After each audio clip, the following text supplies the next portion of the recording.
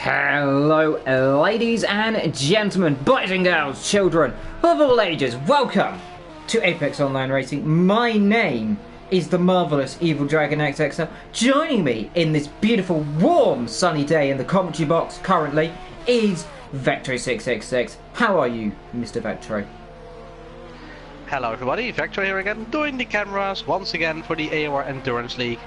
I'm doing great, thank you. Yeah, it's been a while since we're here. 2 weeks ago was the last race at Monza, if I'm correct. And it is, yeah, Monza, Monza, where we saw some exciting action, drama, a few big crashes as well, involving the likes of Skull and the likes of Ethan, as of with Papano in that spectacular race where Papano and Ethan collided once or twice, I think. Papano, of course, went on not to finish that Grand Prix and retired duly. Now, in terms of the championship, it's definitely closer than ever up the front. Right now, we've only got 11 runners in this race. It's a little bit of a shame we're missing 5 of them. Of course, they all could not turn up. What it does mean, though, Vector, as these drivers who were less likely to score well, who were in this race, can score more points. That is true. Of course, we've got the Kaiser after his very unfortunate moment at Monza when he was leading the race by a mile or 1500 and disconnected not too far before the front. He's currently 15,000 in front of Jazzman. The first round of laps are currently complete. He's going 3 tenths faster. Can he regain any of the points he could have gotten 2 weeks ago?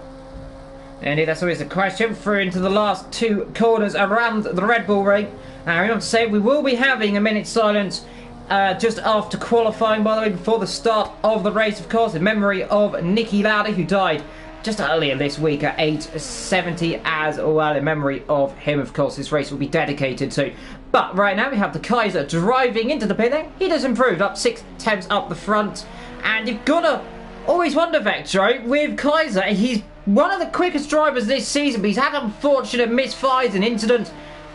He has to really win this race if he wants any chance of keeping this championship alive.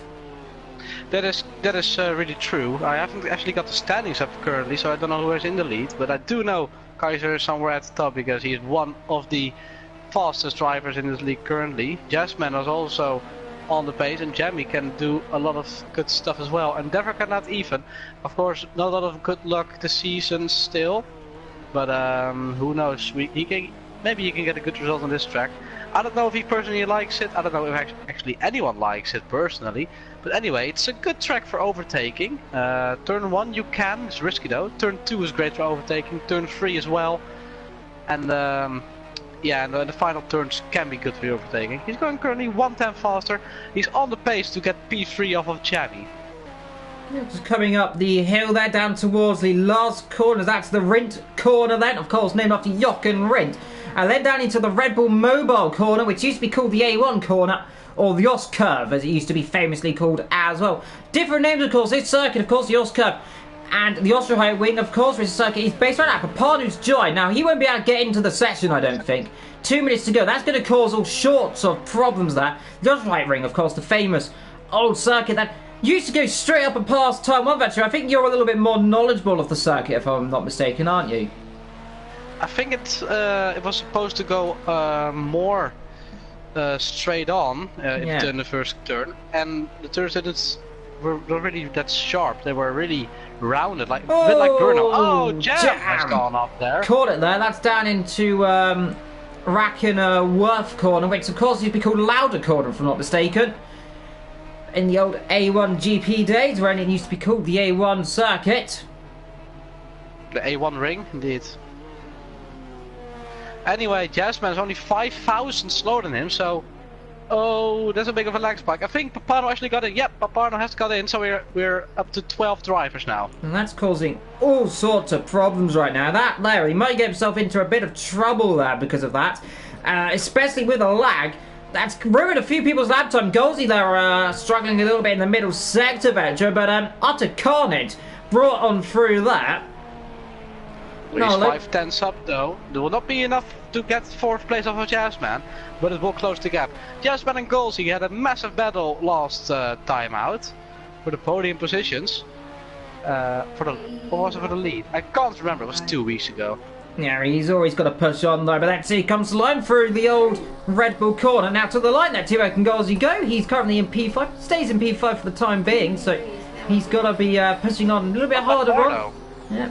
Paparno back in the session as well, 12th position. He'll be probably told off for that one, I think, Vetcho, for joining so late. But nonetheless, Kaiser up front from Ethan in P2, 5 temps down. Jam in P3 ahead of Jazzman. Golsey, then we got Dennis, then Bax, Matt. Wim Stratidus ahead of Skold, who's had a torrid season, only finished 1 race so far. Frank Forrest and Paparno currently last on circuit, and I don't think he'll get a lap in. He will get a lap in, that's for sure, but he'll only get 1 lap in, so you've got to make it count. Yeah, this Cars sliding, cars up to temperature.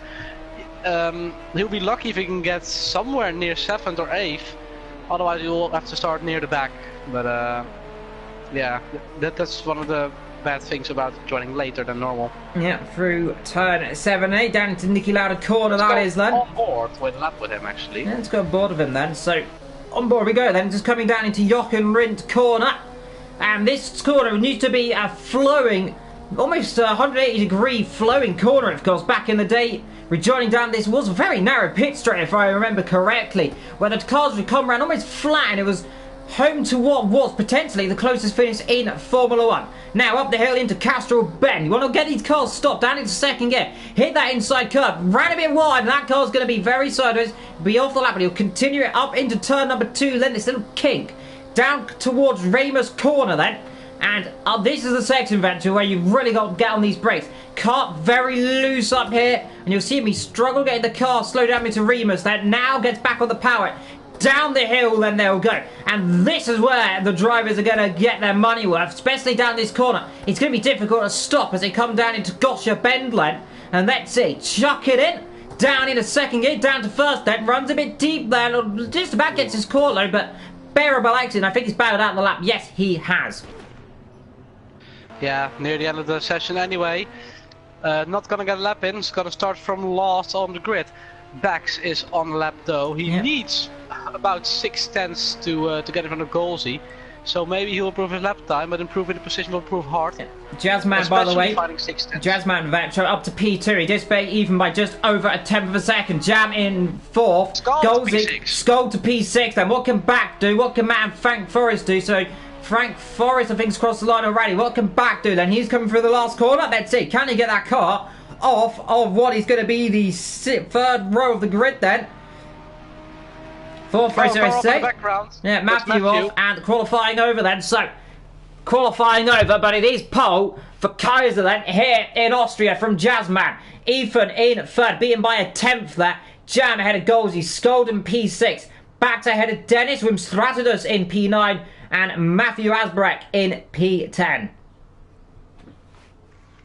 And Frank Forrest in P11 and Paparno not setting a lap time because I joined a bit too late. I don't know what the reason for it is, but he shouldn't be in trouble if he explicitly said that he was going to be later. At least he's here. At least we've got 12 drivers out of 11. Maybe we'll get a lot between them. And yeah, right. We kept it as a surprise, but for people who did it though, it is going to rain. Yeah, it is going to rain at the start of this race. In Austria. Now, by the way, we will have a minute's silence, of course, right now, of course, in memory of Niki Lauda. So we'll be back in just over a minute, of course, when the formation lap begins.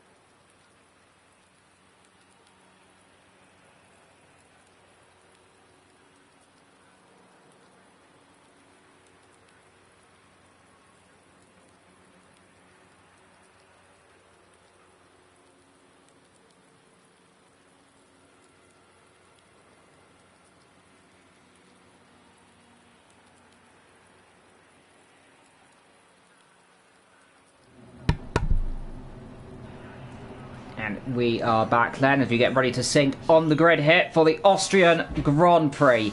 Live commentary brought by Evil Dragon and Vector666 as we begin the formation lap. And you've got to wonder, Vector, all these drivers are going to be running likely a free-stop race today, aren't they, I think?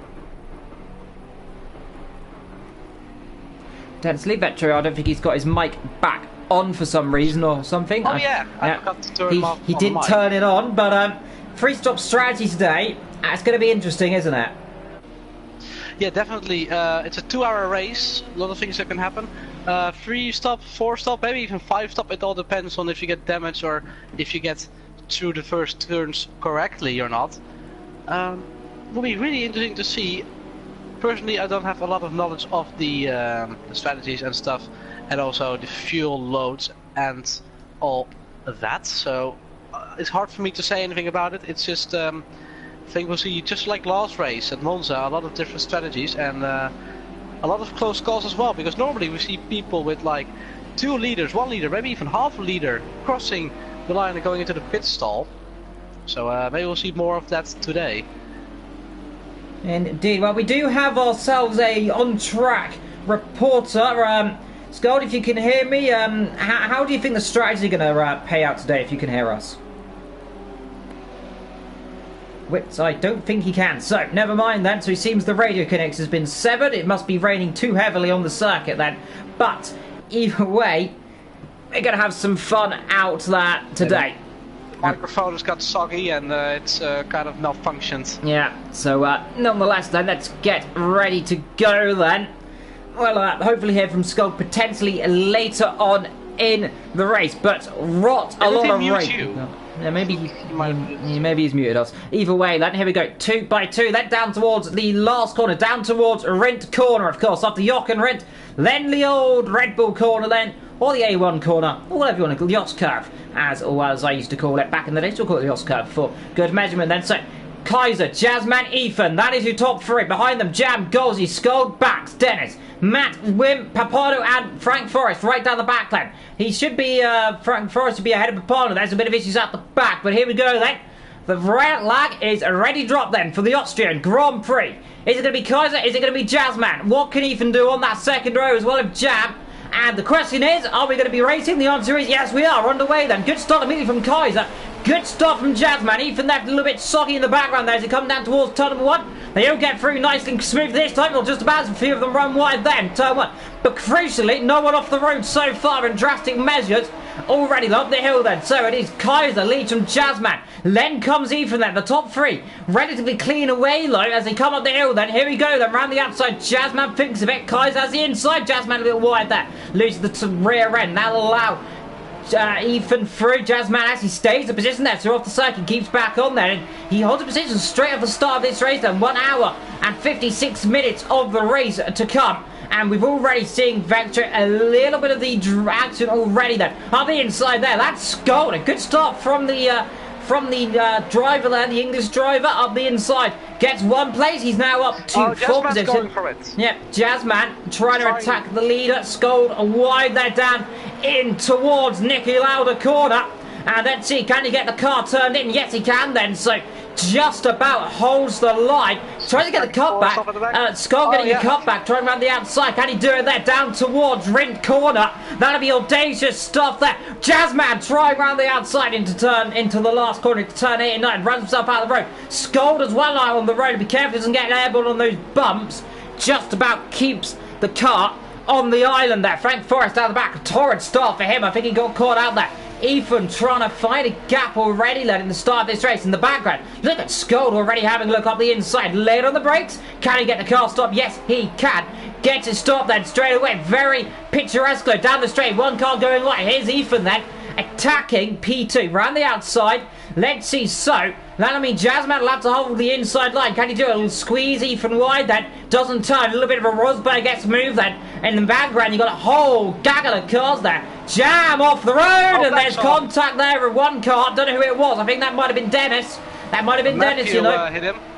It might have been Matthew then, actually, yeah. Or Dennis who dropped down the field there. But Jazzman just ahead of Ethan, just ahead of Skull. Golsey backs right now. Matthew Jam battling away there with Papano. Good start for him as he gets tapped there by the, well, the orange rim strategist there. The very Dutch livery, isn't it, Vectre? Definitely looks a lot like McLaren, to be honest. And good to see some multiple colors here, especially Jamie's car. That looks really interesting. Anyway, it's a bit more calmed down right now. We saw people taking a lot of risk at the opening laps. Everything went well though, but remarkable how much risk everybody's taking in the opening laps of this race, even though there's car off, there we go, Matthew Off is getting in the wall, he just about gets out of that one. How did he not hit that wall at high speeds there? Matthew Asbrecht with a horrifying slide there into red corner, and I can see whether I had practice with Scott on braking into that corner, Venture. It's a third gear corner, sometimes down a second in the rain. Easy to snatch that rear off. Somehow, Venture didn't hit that wall. That would have been a heart and mouth moment for him there, wasn't it? Definitely. He was so lucky not to hit the wall at full speed. It slowed him down just enough, even though there was no gravel trap there. But anyway, close for him, and luckily for him, he doesn't need to have a pit stop now. Yeah, of course. Well, let's see what happens later on. So, expect the first pit stops within 45 minutes. That was the word from Skoll earlier on. They should be able to go 45 minutes just about on the fuel. Then you're expected to come in for tyres as well, because they go off very quickly in these wet conditions. Well, especially when I was driving them, the tyres, they just seem to overheat quite a lot. Now, these drivers, of course, I expect are a little more competent at holding their tyres than me, because as you know, Venture, I'm terrible at this game and I crash a lot. But either way, Jazzman currently P2. He's ahead of Ethan right now, 3 attempts between those drivers. Skull doing a relatively good job. Now, I'm tempted to say he's doing a good job because he'll disconnect or crash in a straight line. Who knows? Right now, Ethan's going on the grass down towards the A1 corner or the Red Bull corner, then up towards turn number 1. In he comes then. You want to be careful then down into Castro. A little bit wider, and there's a puddle vector you'll start seeing, especially on the right. You want to be careful for Jasmine. He has to be too careful to get on that puddle, which I did there. This is going to allow Ethan a mega run up the hill then. So let's see. Ethan, he might try up the inside, late on the brakes then. Down he comes into Ramus then. Does he get the inside line? I think he does though, but Jasmine's going to get that classic cutback down the hill, and this is where that straight line speed will come in though. Remember, Vetro, all these cars are equal. Yes, definitely. Only the setup, of course, is different. Pretty sure. Yeah, of course, the setup, yeah. And that'll also make a lot of difference. Ethan has got the position done, by the way. Up at the P2, he can now challenge Kaiser for the lead. Just remember as well, in these wet conditions, you're the field technically a bit more closer. Goldie there, side by side of that backs, I think, there in the back, and they're just coming through towards Louder corner, and let's see what can back. Two things about coming back there, but decides probably for the best bail out. There's not really any opportunities to overtake, really, are there? Especially in these flowing sections here, turn 6 and 7, I think it is. Yeah, definitely. This corner, they're coming through right now. He's on the puddle. It's possible to overtake, just like you see here, but only if the car in front of you makes the mistake. But back has gone through. Golsey down to P6 and back up to P5 behind Skull, who has had a great start from 6th to 4th. It's hard to make up places during the start in a rainy, on a rainy day. Yeah, especially, yeah, I agree there, Vetro. So difficult just to get the car gripping up. You've seen cars go off there before in the past, and we'll see cars go off here today. We saw already one big slide there from Frank Forrest earlier on. He caught the car. Even they're battling away with Jazzman up there. He's come out of Ramus then, so few drivers starting to struggle with grip right now, and we can only imagine that as these puddles form, it's going to get more and more difficult. Yeah, it really is. The puddles will grow exponentially over the course, but I think the second half of the race will be dry, so they'll also dissipate again. Well, let's find out what happens though in due course. There's going to be a lot of action coming before the end of this race. Just under 2 hours to go right now. Kaiser still leads this race comfortably, about 2 seconds just about from Ethan. Jazzman a little bit behind. You can see already, Vector, in those puddles, yeah. And Walt's here as well. You'll see the puddles on the right. And I did some practice after an hour. They really start forming over the circuit, so you want to really be careful there. Yeah, definitely. We'll keep an eye out on where the puddles will form, but on the inside there. Oh, there's a car up there. It's a Skull or Even. It's Even. Even is off the road then. So I don't know what happened there. He must have got on the curb. He's doing these wet conditions, and he's dropped down from P2 down to P8 right now. That's allowed his teammate through. And there goes the Activision car up the inside, covers him off just about there, and Eva's got to be probably the most happiest buddy there. Meanwhile, Wim Stratus battling away with Frank Forrester. Frank trying to come back through the field now, and Wim just trying to hold his line. And I think Ethan just ahead now, trying to challenge already straight back up to to Papano. Now leaves to Venture, had a bit of a collision just 2 weeks ago, and I think Ethan's going to be a bit worried, a little bit conservative about trying to pass Frank. Battling away there, Wim right now. Wim a little bit struggling now in this race as Frank, who spun off earlier on spectacularly, somehow didn't hit the wall. He's coming back through into this race. Still side by side. Since the main straight, they've been side by side, and they still are. Wim is going to keep the inside. Really deep in there. But anyway, Frank Forrest holds it around the outside. They're still side by side for P9 and 10. I mean 10 and 11. Oh, and they're a bit too close to each other. And they got magnetized and almost hit the wall together. Yeah, that won't be good. Don't hit each other. That's rule one. Definitely never hit each other, especially down there. You can throw a race away really easy by doing that. As Ethan now, like we said, so far it's not even say a race. He's only 12 minutes into this Grand Prix, so to speak. So a lot of action still to come. Frank's still battling away. Wim thought about up the inside there. I think good to back off there. The driver's going to have to drive off line Vector, especially because these puddles are especially going to start forming, and these tyres overheat very quickly. Definitely, when the racetrack dries up, they'll really what's it called? Overheat.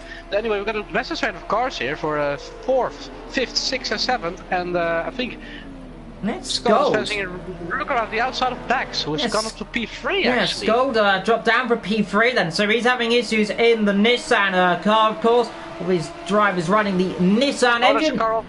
Is that Ethan? Papano. Now, what's happened there? He's come up the hill, and that looks like he's been tagged, or he's gone on the puddle or something. I do not know what's happened there. Ethan's dropped down to 10th. Now, I fear that there may have been contact. Is there any damage on Ethan's car? Hard to say, but he was ahead of these drivers, unless they've been contact or something. Hard to know, but if they have collided, that'll be a shame. But that is going to be a long way back with damage on that car. Especially, he's just coming down towards the horseshoe area, and he's got no grip, spins the car around, and that's the puddles as well. It looks like we're going to have one retirement from this race potentially. He's stuck down there at the back of the circuit, trying to get himself back going, and this is looking dire right now, isn't it? Yeah, definitely. It's looking like it's not going to be a good finish for him.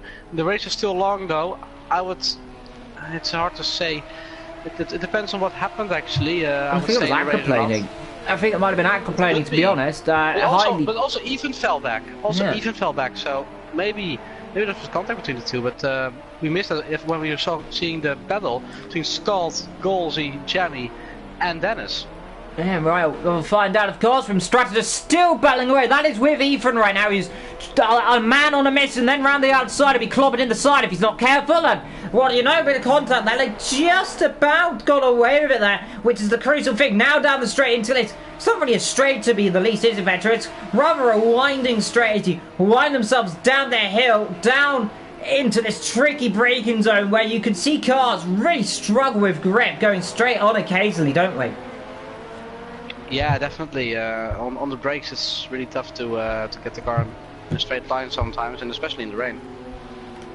Nonetheless, like they're all doing the best they can, then through they come. Frank Forrest ahead of this group of cars. Meanwhile, Dennis battling away with Jammin. That there is the Disco down for 5th position. And now, Vector, this is the crucial thing, of course. These drivers have to watch out for their fuel. They've got to watch out for the tyres, because in this stage of the race, they are going to start going off. There's a car off again. I think it's Ethan. It is Ethan off the road. With damage. And that's turn 8. That'd be turn 8 then. So he's gone on the puddle then. He's gone on the puddle, I fear, then spun the car. He's got damage on the car as well. And that's going to be pit lane. And that is going to be frustration there for the driver of VSR Thomas Ethan going backwards in this race there. I believe he must go to the curb, and the car goes off the road very wide. I think got back on, and that is that jam. Yeah, it's Jam, Frank Forrest and Dennis all batting themselves away down the straight. 3 by 3 then in the middle there, trying to go up the inside. That is that's Golsey, I think, going past actually. So Golsey, Dennis and Jam are battling together, and already eventually some carnage going on in this race. We've only got 15 minutes into it. Yeah, there's just wheel-to-wheel battling everywhere, and we're just in the beginning of the race. There's still 1 hour and 45 minutes to go. They gotta keep it a bit calm, otherwise they won't see the end of the race. It's like Ethan and Papano has found out. No, luckily they're still in the race. They'll go probably on a data strategy match, but you could say that's rather put themselves well and truly out of contention of this race. They're already a lap down, Ethan is right now, as well as Papano, so that's ruined their strategy. Scold currently in P4 doing an okay job, to say the least, right now, figuring he's not disconnected. Let's hope that doesn't happen. I was just about to say, let's hope his connection holds up this time. Nah, retired from 3 of the 4 races so far, only finished 1 of them. And that there was, I believe, round 2, if I'm not mistaken. The rest of them he's had issues, disconnections in, unfortunately. Right now, Dennis there's even rejoining the circuit. He's just ahead of Papano, actually. In the background there, you can see Papano, actually, trying to battle away there with, that must be Frank Forrest. Left by, he's left by Kaiser. That's Frank Forrest. Oh, that's Frank Forrest. Oh, it's Frank Forrest, actually. Yeah, battling away. He's going to come up the inside there. Papano rather call himself out in this. P8. Yeah, call out in this situation right now. So, P8, P9, P11 and 12 all together in a tandem, but all on different laps, of course. Papano not making himself best of friends right now, battling away here, and this is rather ruining Frank Forrest's race right now because he's quicker, but Papano just about sticking with him. This is kind of ruining each other's tyres and going to ruin Frank's race so far. Papano probably knows he's not in contention, but he wants to get past as soon as he can. This is what we've seen last race as well. A lot of battling with lapped cars unlapping themselves with higher pace, and also yeah, we've seen the exact same thing last time, and maybe Papano wants to unlap himself so he can chase after Ethan and Matthew, but it'll be interesting to see if he can actually unlap himself without any trouble. Yeah, well, right now we're still looking at the battle for 7th, 6th and 5th position in this motor race right now. Currently in the field is Kaiser, who's doing a good job right now. Up front, 5-second lead so far from Jazzman in P2, ahead of Bax in P3. Skull currently lies himself in P4, 2 seconds off of Bax right now. We're looking at Golsey, Jam and Dennis right now. That is the battle for P5, 6 and 7 position. Behind them, of course, we have Frank Forrest, Wim Strategist, Matthew Asbrake, VSR, Thomas Ethan and Papano. Down the back, of course, after Ethan and Papano have had their respective incidents. Of course, spinning and outplaying on this treacherous stay here in Austria, in the Spielberg Mountains, of course. Most famous, I believe, for Arnold Schwarzenegger, I believe, born here, and of course, a circuit rich in history. First hosting the Grand Prix in the 60s, of course, around the Osterheim Ring, the famous circuit, then riding its way around the almost famous little hills and as well, and a lot of musical videos around here. Eventually, I can't exactly remember what film it is, but I'm sure you know The Hills Are Alive, The Sound of Music, that was what it's called. That was filmed here, if I'm not mistaken, in this rough location. Off goes Jam, I think. Is that Jam off the road? I think it is. Struggling with that grid vector, and that's that turn 8 in the rimped corner. And it's catching these drivers out more than you expect so far, isn't it? Yeah, definitely. Yeah, maybe there's a puddle that they want to avoid, but maybe they have to go off the line for the puddle, and then going off the track subsequently. Anyway, we'll see Dennis not try. Well, he is trying to catch up and capitalize on the mistake Jamie just made, but he was not able to because he got a bad exit. Got a good exit here, maybe. Oh, contact into the wall, and that there is not what you wanted. I did see what happened there. I was just glancing off to my left there, but Dennis, he hit the ball very hard there. Luckily, though, I don't feel he'll have damage. He'll have to pit, I imagine. That's his teammate coming up to pass him. That there has well and truly destroyed, and that car's very damaged there as up the inside goes. 2 cars. I think that's Papano and Frank Forrest they're battling together right now. Papano doing no justice right now. Is that? I think that is Papano. Yeah, it is. Just ahead of these guys. And the Ethan right now as well. And Dennis there, he's damaged that car heavily. Yeah, definitely. What was your take on that? It just looked like Jamie oversteered and couldn't catch the rear anymore. Dennis had nowhere to go, and he hit him. But yeah, unfortunately, damage for. I think there's damage for Dennis though. Yeah, we're coming to pits. He's going slowly, and he's letting Wim and Matthew all through. So yeah, that's damage for him. Unfortunate because they were having a really good battle. But that's sometimes how it goes.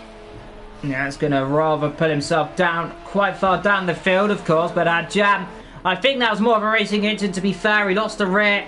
Nothing you can do in these conditions as well. Raining and everything is going to be slippy. It's going to be slidey here in Austria. And it's only going to get worse, guys. You can see that puddles starting to form down the straight. Luckily for the drivers, it shouldn't form too badly. So they should get away with it.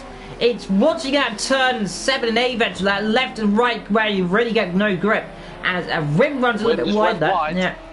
That's down to at the top of the hill then, so that's very easy to do as well.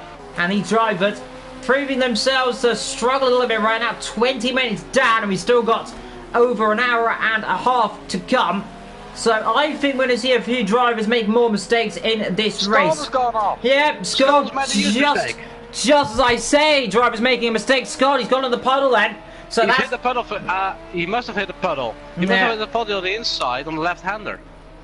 So he's hit the puddle down in just out of louder corner lane and dropped it as he comes down towards Renton.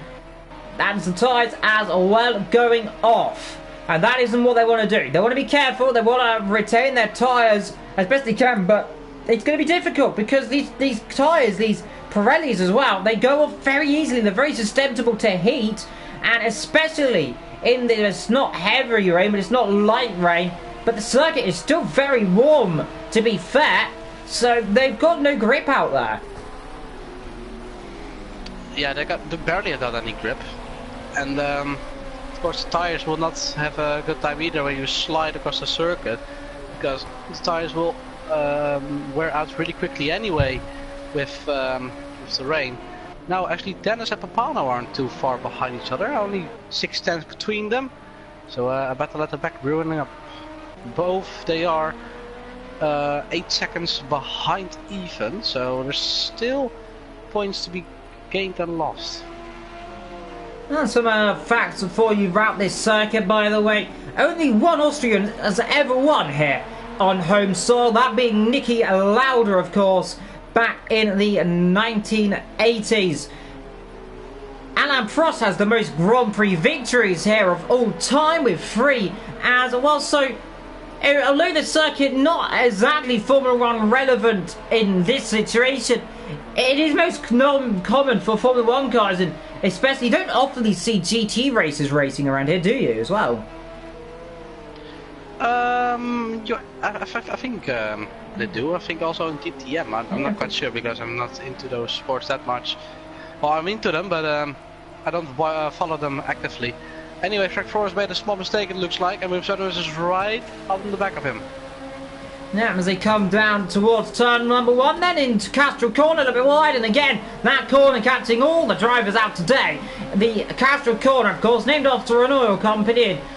One of the most successful racing cars, the Castro Toyota, I think, is it, not Vectro, as well, as they come up the hill, and as they're struggling again here, especially with the brakes. Frank Forrest really got no grip down there as they come down about a Ramos, then down the hill. Well. He's got his lights off. I think that might just be because he can, of course. Few of them don't want to run their lights right now. I forgot about it. Up the inside comes the orange car there from Stradaders. They're going to make contact. Yeah, they're going to make contact there. Now around the outside, there's going to be more contact. Rubbing wheels. Down they come then. Behind them there, that must be Matthew just to take by. Yes, it is Matthew. And he's going to get ready to try and capitalise there as Wim gets all oversteer. Now oversteer on the exit. The number 11 struggling with no grip there as they come through this corner where you've seen cars go off the road. I think they're all starting to get a little bit edgy right now, especially here because 35 minutes of this race gone. We're on 1 hour 35 of the 2 hours that started. 25. Yeah, 25 minutes, so I was saying the puddles are almost going to be at their worst one, and you can see down that straight that's look at all the dirt that's been dragged on there. Yeah, the car's going wide and going on the track again. It makes the track a bit dirty. That's something that didn't simulate. That's the weather actually trying to clean the track itself. It's not doing a great job of that. And the way Wim has fallen back a bit of Frank Forrest, but it will give a bit of free space and not a lot of dirty air. 4 thousandths faster than his best lap delta, so he's on the pace. He's going quicker and quicker and quicker. Car's getting lighter and lighter and lighter, of course. And he didn't make a lot of mistakes on his tires as well, so he's got fresh tires, so we can afford to go quicker when his fuel tank empties. And he will want to get a move on. Otherwise he'll be stuck behind Frank Forrest, and the same thing is for Matthew as well, even though he's falling back a tiny whiny bit. And of course a lot of action will yet to come, of course, as well. But remember, for about 40 years the Styrian Mountains have hosted a variety of action, and so far we have got some beautiful drivers driving around. We've got Wim Stratus currently in P8. The circuit opened! He catches the car, and he almost went off there into Rint Corner then. The circuit was open in 1969 and almost witnessed a monster accident again. That's the second, that was that again he's gone off there, was it not? No, it was Matthew before. And he saw it happen, so he'll be having a hard amount of moments again. He'll be like, well, I had that before, but I actually completely lost it. So he's glad Wim actually got it still. Otherwise he might have hit the back of him or followed him through there. As he come up down towards Raymer's corner then. And remember, these drivers race for the Austria's the Myrtle, which is Mer Valley, of course. The area this circuit is situated in. And the official name of the circuit was, of course, reopened in 2010, this circuit, and named in 2012, of course, Red Bull Ring. And this is where we currently see all these drivers driving around. Matthew currently in P9. Yeah, it was called the Zeldweg before, and then the Oostenrijring, and then the A1 ring, and then the Red Bull Ring, if I'm correctly. Yeah, the old A1 ring, which has seen a lot of action as well. Especially in the 1980s as well. Famously, Nigel Mansell banged his head coming into pit lane after a titanic showdown with his fellow teammate Nelson Piquet there before, of course, Nelson left the Williams team to join the circuit. The circuit will go under massive redevelopment after that and reopened in 1997, where the circuit we see currently today, this layout, which has remained relatively unchanged to say, hasn't it, Vectory? Yeah, it's pretty much the same. Of course, the gravel tracks have been removed and runoff has been added, but the layout is exactly the same. Yeah, nothing at all changed right now. As Wim Stratus still trying to battle away with Frank Forrest there with gaps starting to open up, but right now Kaiser leads this race from Jazzman. Banks ahead of goals. He's sculled down in P6 right now. He's kind of stuck a little bit behind Jam right now. He's currently lining himself P5 there as Wim Stratus goes really too deep there. He returns the circuit. And I think there, Matthew a little bit unhappy with that. Flash is like, move over, he says. I want that position back. That wasn't very fair. And I don't think he's going to get through very easily.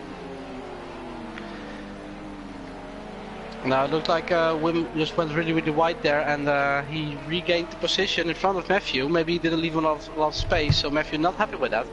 But he's got good pace, so he will try it again when Wim makes another mistake. If he makes another mistake, of course. Maybe he's learned from it. Maybe he's driving on X and the tires are going off. And I was wrong about his tires. Who knows? But oh, Matthew made a small mistake. Just about got it out of the wall. And he's shopping back a lot now.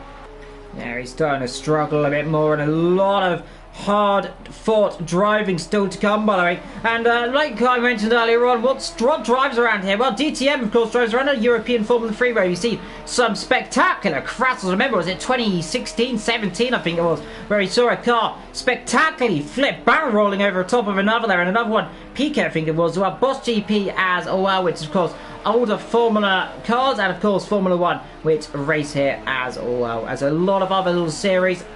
But right now we have got the LMP2s driving around here, which is always a spectacle to see these monster cars It's the Nissan, one of the more favourite cars. It's one of the quickest as well, especially with its engine.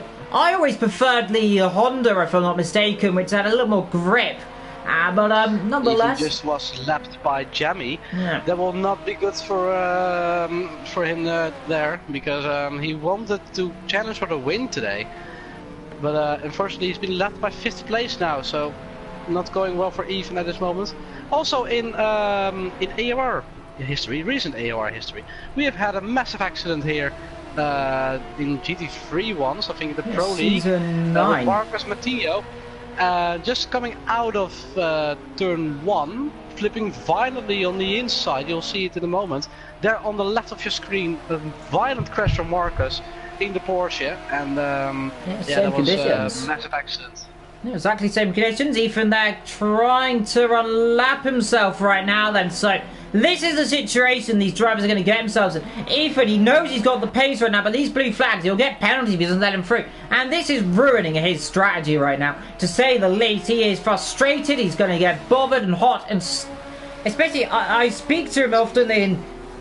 He oftenly runs very heart and mouth. He won't be happy about this. But it just shows how much passion these drivers have, Vetcher, especially. And you can see the sun's starting to break through above, of course. The rain's still falling. And I do believe it's going to remain wet for the entirety of this race there. Jamming Ethan off the road as well. That's the puddles. I think his Jam hit the wall. I think he did. Yeah, he has lost the light. Yeah, one of the headlights. And he'll come in the pits then. So, Jam into the wall there. Going through. Yep, Scold should come through then if Jam needs to pit then with damage on that car. So he will pull to the right then. Scold will be allowed to come through then. As long as he doesn't drop it into Rent, which is easy enough to do. And he comes then, Scold then, up now into P5 in this race. So Scald made up a position again. One of the positions he lost when he presumably hit the puddle and spun. Unfortunately, yeah. Let's see where Jamie actually rejoins. I think he's going to rejoin. Yeah, he's got suspension. Maybe after, I think behind Matthew. I think he'll rejoin behind Matthew because, yeah, he's already. Yeah, here comes Matthew, so he'll rejoin in front of Ethan, but well, maybe I don't know actually. He had suspension. Yeah, he had suspension, Vetcher, because as you could see him crabbing down the pit lane. So either way, that's about a minute normally to repair, unless he's got very light suspension damage. So he might. So maybe the battle we've just seen when they were on a different lap. Maybe we'll see the next battle. The same people, but this time on the same lap. Still 12 of the drivers in the race. Just notice, Vettura, as well, if we go back to Jam, if we can quickly before he comes out the pit lane, look at the puddle down there at the back of the circuit coming to the pit lane, if you can see it there, Vettura. Look how big that is. Yeah, that is spectacular, and that is the situation these drivers are going to witness coming in the pit lane. Remember, especially as this rain is still falling, it's probably about a... He's going to take the position. Yeah, he's going to take the position then, so that is suspension damage done a little bit more, so that is, you should get him down. Now he goes, but he's going to cut out, so now Jam, potentially if he's got the pace, which he didn't look like he had because Ethan was keeping up with him. We'll find out, of course. Ethan did go off the road at the same time though, so I think there must have been a puddle or Ethan trying to react there as Skull comes in the pit lane, and there you can see that puddle. Scheduled one. You can see that puddle. Look at Scott. He knows about that puddle. Wisely avoiding it. Yeah, wisely avoiding it because it's absolutely colossal. As Matthew goes wide into the last corner, that gets himself back on. That's Wim Stratus just ahead of him there. Currently doing a good job in P5 right now as Scott comes into pit lane as well as Frank Forrest. Let's see, is Frank Forrest going to dodge that giant puddle? Yep, they've all realised there's a puddle there. And you don't want to risk that. Even at low speed, it can just do really weird stuff to your car, and you don't want to risk that. It's faster to just go around it. Nice. But anyway, yeah, Scott, I think scheduled pit stop quite early because he had about 20 liters left when he came in, so he didn't have to pit. Then. Maybe the tires were going off. Yeah, I think the tires, that's the logical choice then. So Scold said about how the fuel could possibly last a lot longer, but it's the tyres that are the question in these wet conditions. So that is 45 minutes, was it not, Vettori, give or take? So about bang on the butt where I said those tyres or fuel should start struggling and where we should see the first stop. So I think then possibly 2 more stops in this race, potentially. unless someone very drastic. There's Skull. Who's gonna come out in front of him? Because Skull and Ethan side by side. I think Ethan has got the position back into 7th in front of Skull. So that's a really long stop from Skull. Ethan actually regaining the position off of him. Yeah. Ethan left. So it's not a lost cause for Ethan yet because he can still come back in this race. Yeah, I'll only expect Ethan should get out of the way of Skull if Skull starts catching, of course. Because remember, these two on massive different strategies. Ethan, of course, well, at least half the fuel load, so he'll be going in probably about.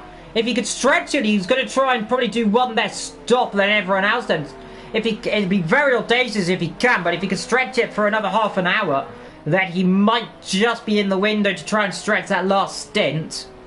But that is a big ask for these drivers and the tyres as well. Get let them past, of course. They are now just battling for position because I think it will not, they are on different strategies, but I think at the end they will it will quite level out each other, and it will just be for position. So they will not get out of the way of each other. They will battle for it. Unless it gets too hot, otherwise the 1 pound fish racing, it will be 2 fish going into the water and well out of the water, and on the beach and into the land, and well, actually the barbecue, onto the barbecue, which Scott almost did. So almost the fish almost warming the tyres up, squabbled out of the water onto the land, and he's got no grip. He's not going to grip. Has he got an issue with the tyres? Has he got an issue with the tyres? It looks like something's not right there because he's got no grip all of a sudden. He just bit it. Has he gone on the wrong tyres, possibly? Oh, I don't, surely not. Surely he hasn't done that, boo-boo. That would be very bad. But look, he's got no grip on that. Something, has he got an issue? Has he set the wrong strategy or something? That's always a possibility. It's easy to do so. I've done it before, but I'm sure you as well selected the wrong strategy, but there is no grip out there, unless it looks like it's potentially got heavier. I don't think it has, of course, but just the camera, because look, he's close on the pad, of course. That's why you can see him weaving the tyres and stuff, but he's just got nothing out there right now. Really oversteering and understeering everywhere, and it does look like he's on the wrong tyres. I just noticed that as well. It's a little bit losing driving style. Maybe indeed with higher fuel load is struggling, or actually there's a tires problem. But I think it's a tires problem because Jamie, look at the speed Jamie's catching up. Yeah, especially ahead as well. He's lost over 2 seconds to Ethan on that lap. He's losing 2 seconds lap. There you can see him sliding. He's going off again. There's no grip. He's got an issue. He's got a major issue on his hand there, Sunshine.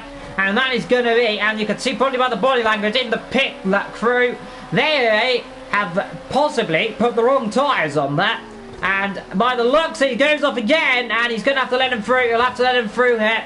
I think this is getting risky. Let him through, Scold. He's on the puddle. Oh, he's got a puddle.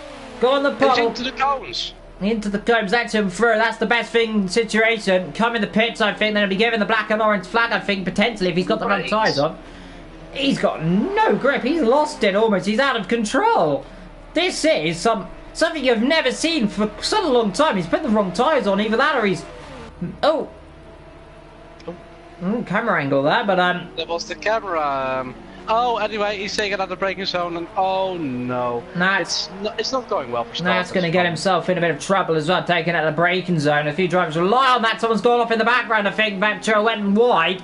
I don't know who that was. I think that might have been Frank Forrest, ran very deep into the corner. I think got away with it there. Dennis battling away, and there's Papano in at 12. Papano's might actually pass Scott at this rate.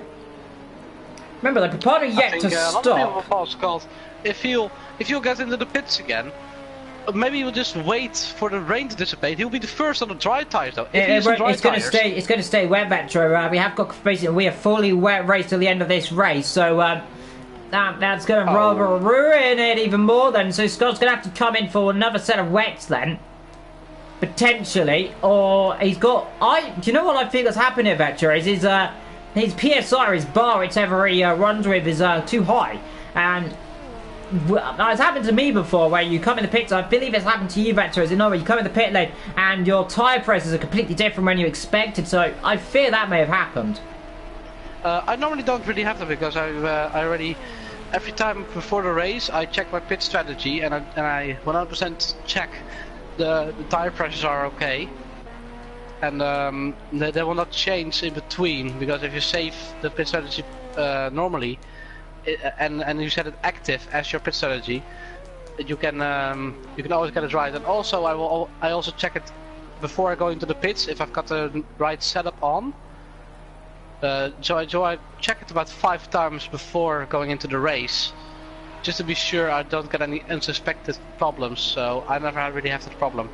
Yeah, right now Scott down in P9, he's getting caught. There is some grass popping up on the screen. Look at the puddle, by the way, Venture, on the inside. Look how big it's getting. It's getting really big. And level up on the right as well. That is the biggest they'll get in this race, luckily.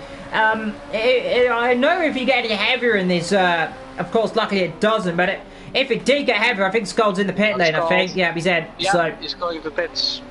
So that's going to be new tyres then, and that, like I fear, he's either got tyre pressure issues or he's put the wrong tyres on.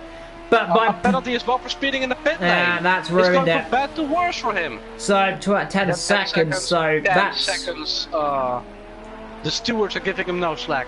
Yeah, that is harsh, but unfortunately, that is what happens. Sometimes frustration and anger as well, and that is a shame. Skull lost this, and then that is pretty much putting £1 fish in hot bother. And the fish are getting fried right now in the rain in Austria. But so far, it is Kaiser leading from Jazzman in P2, back in P3, Golsey P4, Wim Stratus P5, and Matt P6. Ethan behind them, currently in P7, the first of the main stoppers. Jam, Frank Forrest, Dennis, Parno, and Scold. And I believe that we're expecting the leader in shortly. Let's see how much fuel he's got. He's about 15 litres, 9 litres in the tank. So he should be coming in then within the next 3 laps. I imagine his Skull comes himself back out. Now let's see. Quick stop. Is he on the air? His quick stop, so he's changed the tyres, runs off the circuit. That's going to be another penalty for him because he's not careful. As the comb aquaplanes, well, hydroplanes down the straight there. And isn't really how Skull imagined this race to be, unfortunately. No, not quite. See Frank Frost and Dennis. Now really close together. Frank Frost going really, really wide. Gotta watch out, there's no penalties there. No, actually, track limits penalties yet in this race, so if everybody behaving really well. But let's see if Dennis will behave really well on the back of PRT Frank Forrest. Is he gonna make the move stick here? Yeah, he's committed to it, and I think he's got it done. Great move from him. Yeah. You barely see a move like that clean in that corner, so yeah. Let's see if Frank Forrest can come and try back at him, though. So force him slowly defensive. He's, I think, just a little bit ahead there. So got the turret really slowed Frank Forrest up there. We know he's been struggling in this race with that rear grip.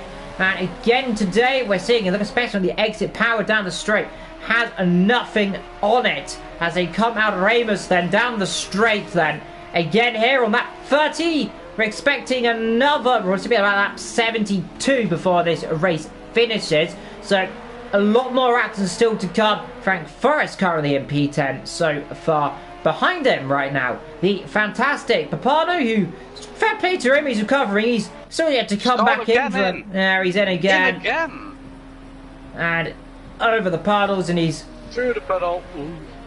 Loses the grip, and Stop a better worse. It's really, he's got damage. He's got damage there. So look, he's weaving. He's hit the wall, and it's just not going his way. It's not his day, and if you've got to feel sorry for the driver as well, the partner must be careful there. Now, this circuit vector, and we've seen it in real life, that if you go wide into that last corner, there's a nasty bump there, isn't it? Yeah, I don't know if that's in the game as well, the bump.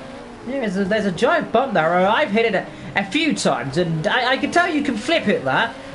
It's not fun, but do you recommend it if you go in a stupidly overpowered car? Actually dropping back a lot.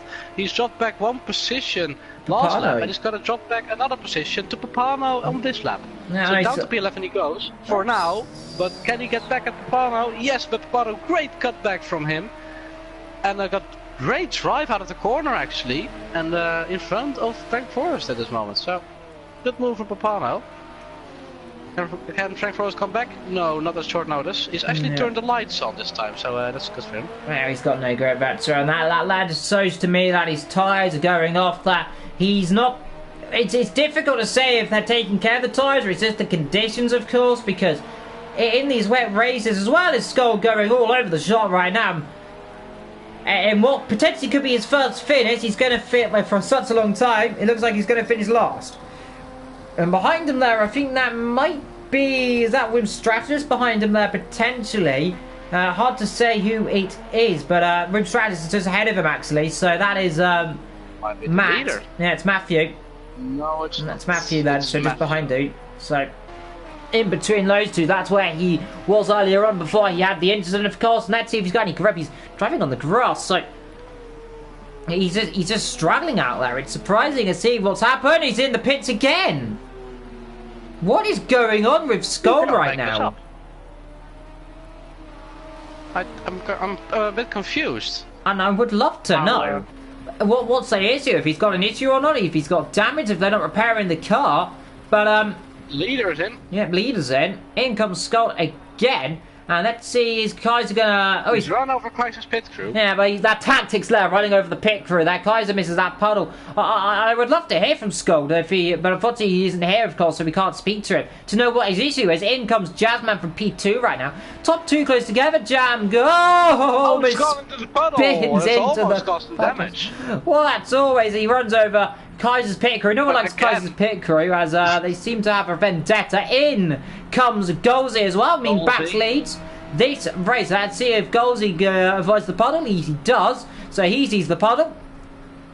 Avoids there. Look how long it goes. It goes far down that pit lane. In they come then, and he'll come in the pit lane nice and smooth. Gets the car slowed down to a crawl. And top three in the pit lane then, meaning Bax leads this race so far then. In the background, one car running a little bit wide there, down into the last corner, the Red Bull corner. Kaiser comes out the pit then and floors it down. And we should see second place coming out in due course. There he is then. So, we'll be second place once, of course, everyone pits. In the background, I think that might be Rim Stratus in the pit lane, Vectro. Yep, in he comes. So let's see if he can spot the puddle on time. Yep, let's see then. Yeah, he does. Yeah. So, all being cautious, all knowing there's a giant puddle. And I hear a Scott. Scott, if you can hear us, what's happening? Hang on, Ethan. Well, I don't know. I was going fine. Now, I'm just doing drifting. Drifting, is it the tyres or something? Or pressure too high, I think? My PSI was at 50. Ah, now that's the issue then. I thought that could be an issue there, so that's unfortunate as Bax comes out the pit lane. As Did you mind muting me? Meanwhile, I haven't heard Skull. What was the issue exactly? Yeah, he has a issue with his tyres there. If you unmute him, you'll be able to hear him. But either way, issue there. Unfortunate for Scold, but in Bax right now, as well as Stratus. That there is P8 and P1 in this race. Expecting the leaders to come through right now. Stratus comes up pit lane as Bax will start coming down that pit lane as well. But 1 hour 12 minutes to go in this race, Vector, and a little bit of action still to come, do you think? Oh yeah, definitely. We're only we're not even halfway to race. We've already seen a lot of stuff happening, and I think we're not done yet. Kaiser looks like he's set for the victory, but he also did 2 weeks ago. So who knows? Everything can still happen, and it usually does. Yeah, Matt in the pit lane then, so 4th place in, so he's dropped down probably around where Wim Stratus is then. Frank Forrest, he's come in the pit lane a little bit earlier ago, so lowered fuel. Remember, Lan, the car just ahead of him, so he should be going a little bit quicker during this stage of the race. But right now we have Kaiser leading Bax right now in P2, who's jumped Jazzman in P3, so Kaiser Ventro, we mentioned Kaiser's going to run away with it. He spun it, I think. The gap has gone down to 2 seconds now to Bax, so what has happened to Kaiser?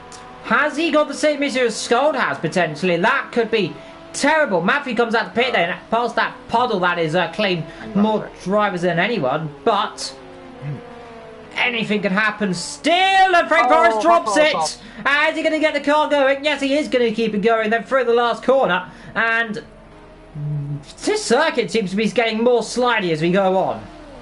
And here comes the leader.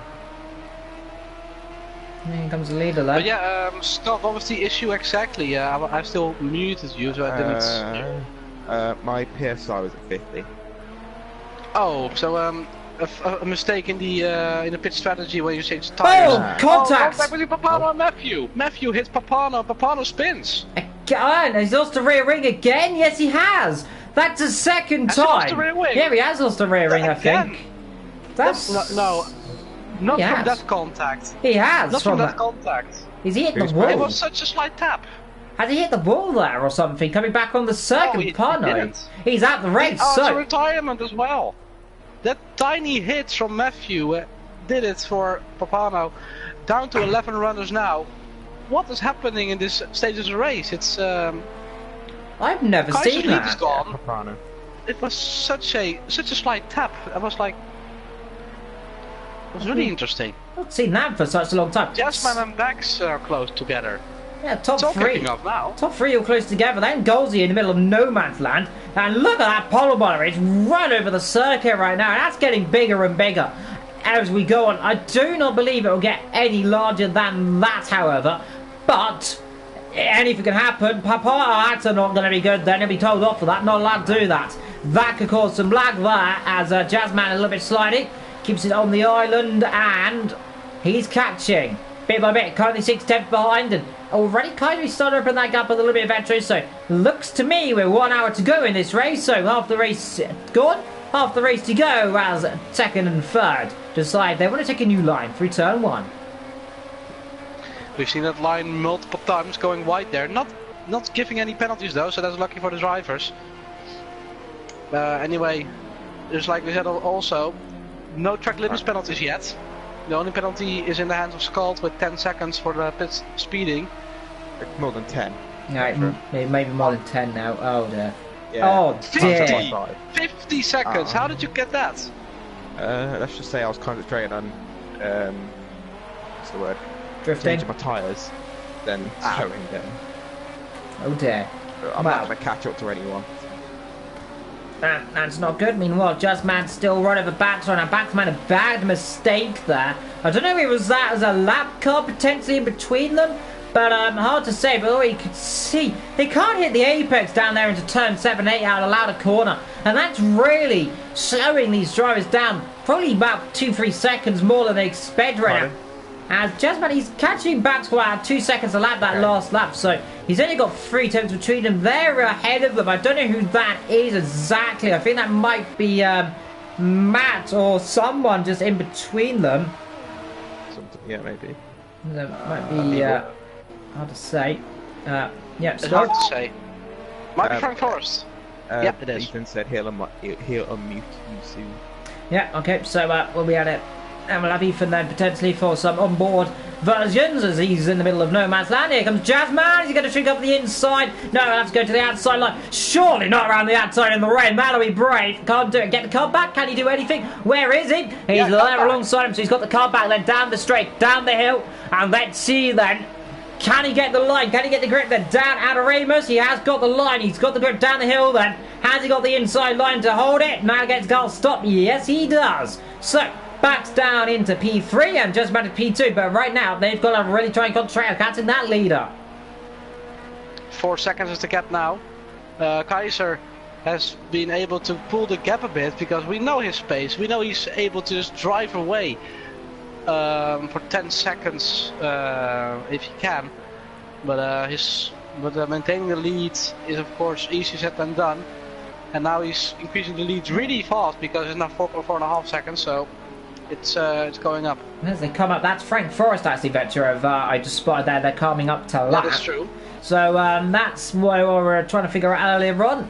Who is battling us? I already said earlier. Yeah, sorry, missed that earlier as I was listening into Skull there. But nonetheless, from Stratidus, he's still 65 seconds ahead of Forrest. So those two still close together, and there's Matthew cutting up to Matthew right now.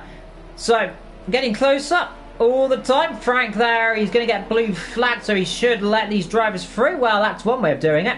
But Well, I suppose that actually is that gonna let him free? Yeah. Oh, and there goes the thing past the ambulance. And Project Cars 2 flies out of the circuit, and that's not going to be good there for the advertisers. They go under the official vitamin partner. Oh, what a crazy race we've had so far. Always eat your vitamins, kids. It's healthy. Yeah, I'm just going to grab a quick drink quickly, Vetro, so I'll let you take lead for a couple of seconds. Ethan now. Jamie is catching up to Ethan for P5. The gap is 3 tenths. It looks like Ethan is struggling a bit. He made a massive mistake because 133 last lap when Jamie did a 125. And he's really bouncing on the back of Ethan right now. And it looks like he wants to get a move on.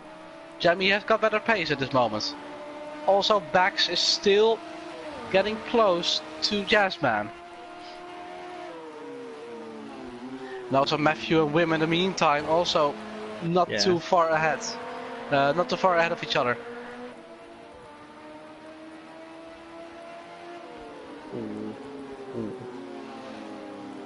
Oh, Jamie is really looking for it now because Ethan is really struggling at this stage of the race.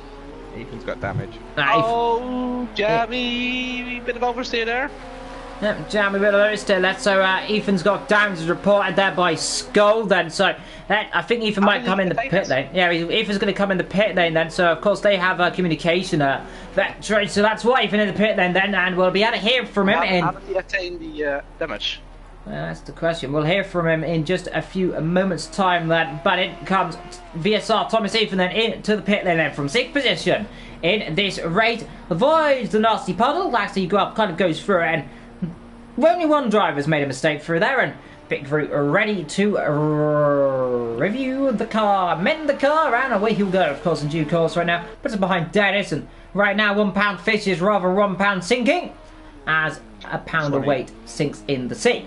Either way, Kaiser leads his race by 3 seconds from Jazzman, so the gap's staying close together. Banks currently in P3. He's currently dropped back a little bit right now, but he's at a Golsey by quite a margin. Some 22 seconds as Dennis loses the rear end there. Gets that car back going, even in the pit, and now he should be released in due course. And we should be able to hear from the English driver in just a few moments' time.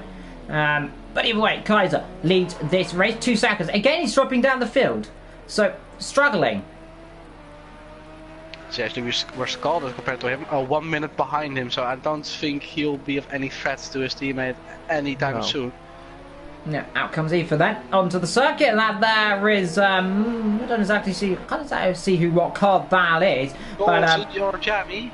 It's Golsey. So Golsey, the golden car, Goldie boy then coming up the hill, currently in P4 in this race. Fair play to him. He may be 30 seconds off the leader, but here's the best result I think he's going to have all season as Ethan takes the wide line through the hill, and you can see how bank those corners really are sometimes. Yeah, you saw how skewed the car was, how almost 90 degrees. Undulating, this circuit is around the Styrian Alps, of course, in Spielberg. The city which hosts just over 5,000 people, so it's a relatively small town actually, but nonetheless, always a fun little place to see a lot of drivers fly around circuits, especially up here. But Kaiser, currently, as he comes up the hill, still leads this race.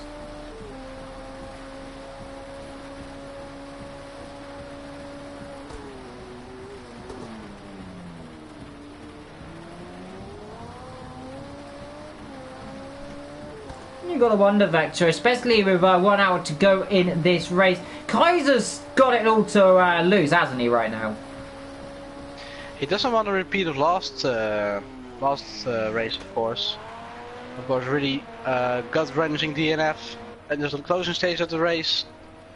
DNFing because of a disconnection. It's just not what you wanted, especially when you were like 20 or 30 seconds into the lead. And you've got two hands on the trophy, but you still got to wrap your fingers around it. And when you can't wrap your fingers around it and take the trophy with you, it's really tough to swallow. But what he did do with that race, though, is proof that he's one of the best drivers in AOR, one of the best drivers in this league as well. And he's proven it once again because, again, he's in the lead, lap 40, 4 seconds in front of Jazzman. They're all doing a great job, and let's hope for Kaiser that he can get some revenge for last week, not last week, 2 weeks ago in Monza. Yeah, as Scold has a sneezing fit in the background, but this circuit, by the way, 660 meter elevation, so relatively high up in the area of this area, 22.24 kilometers squared, so it's a relatively small area to be fair. The hotels are 3 stars hotel. That's Scold got damage again, as he, I think, potentially he's letting cars through. Hard to say. A sneeze going around that corner. Sneezing in corners, not good. Only a bit. Crashing on straights by sneezing, that's a new tactic. Not around a corner, actually. It's around a corner, I got away with it this time. Matthew, currently in P7 right now. He's doing a relatively good job. Real life, by the way, it's currently 17C right now. It's an 8-mile-an-hour wind, so that's what it is in real life. I think it's a little bit colder right now in Austria. I'm not sure how cold the circuit is, but I don't think it's very warm. But it's definitely a bit windy out there by the looks of how the rain's falling. But, either way, so far so good for Kaiser. Jazzman are back. They're currently 30 seconds up the road. And Golsey right now, you've got to feel sorry for the boy. He's currently in the middle of nowhere. 23 seconds behind Bax and 18 in front of Jamie. And yeah, then there's Scott, who is 2.5 minutes behind his teammates. Yeah, but either way, he sneezed and crashed into a wall, which is this isn't good to say the least. Not the first time he's crashed. No, what happened? He didn't hit the puddle. He just had a sneezing fit and threw it into the wall. In the car when I closed my eyes, and next thing I know, I was in the wall. Yeah, as that isn't good, especially for a racing driver. He's going to keep your eyes on, but sneezing and probably while changing cameras frantically, like you always do.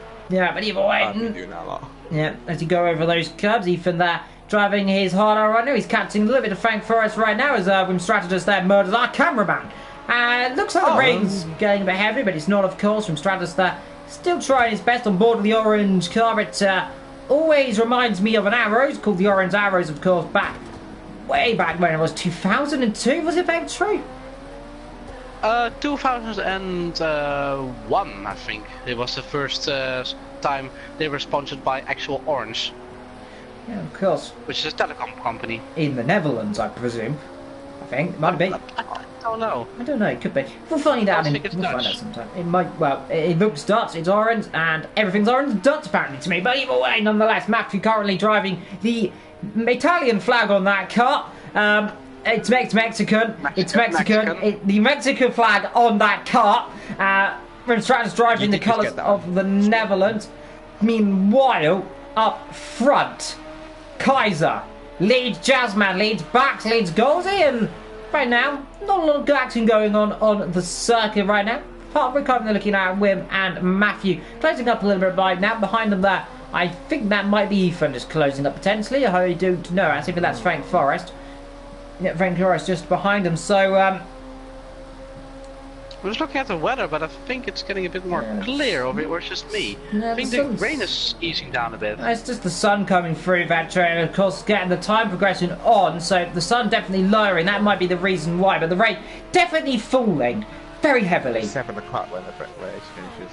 7 o'clock, so the light of course lowering in the sky with the rain falling, of course that is the reason we're getting a few clouds bursting through the sunshine. Or the other way around, but either way. Yeah, definitely the other way around. The sunshine bursting through the clouds, that would be right if it was around, but either way, Dennis, there he is in P6. He is in the middle of 18 and 15.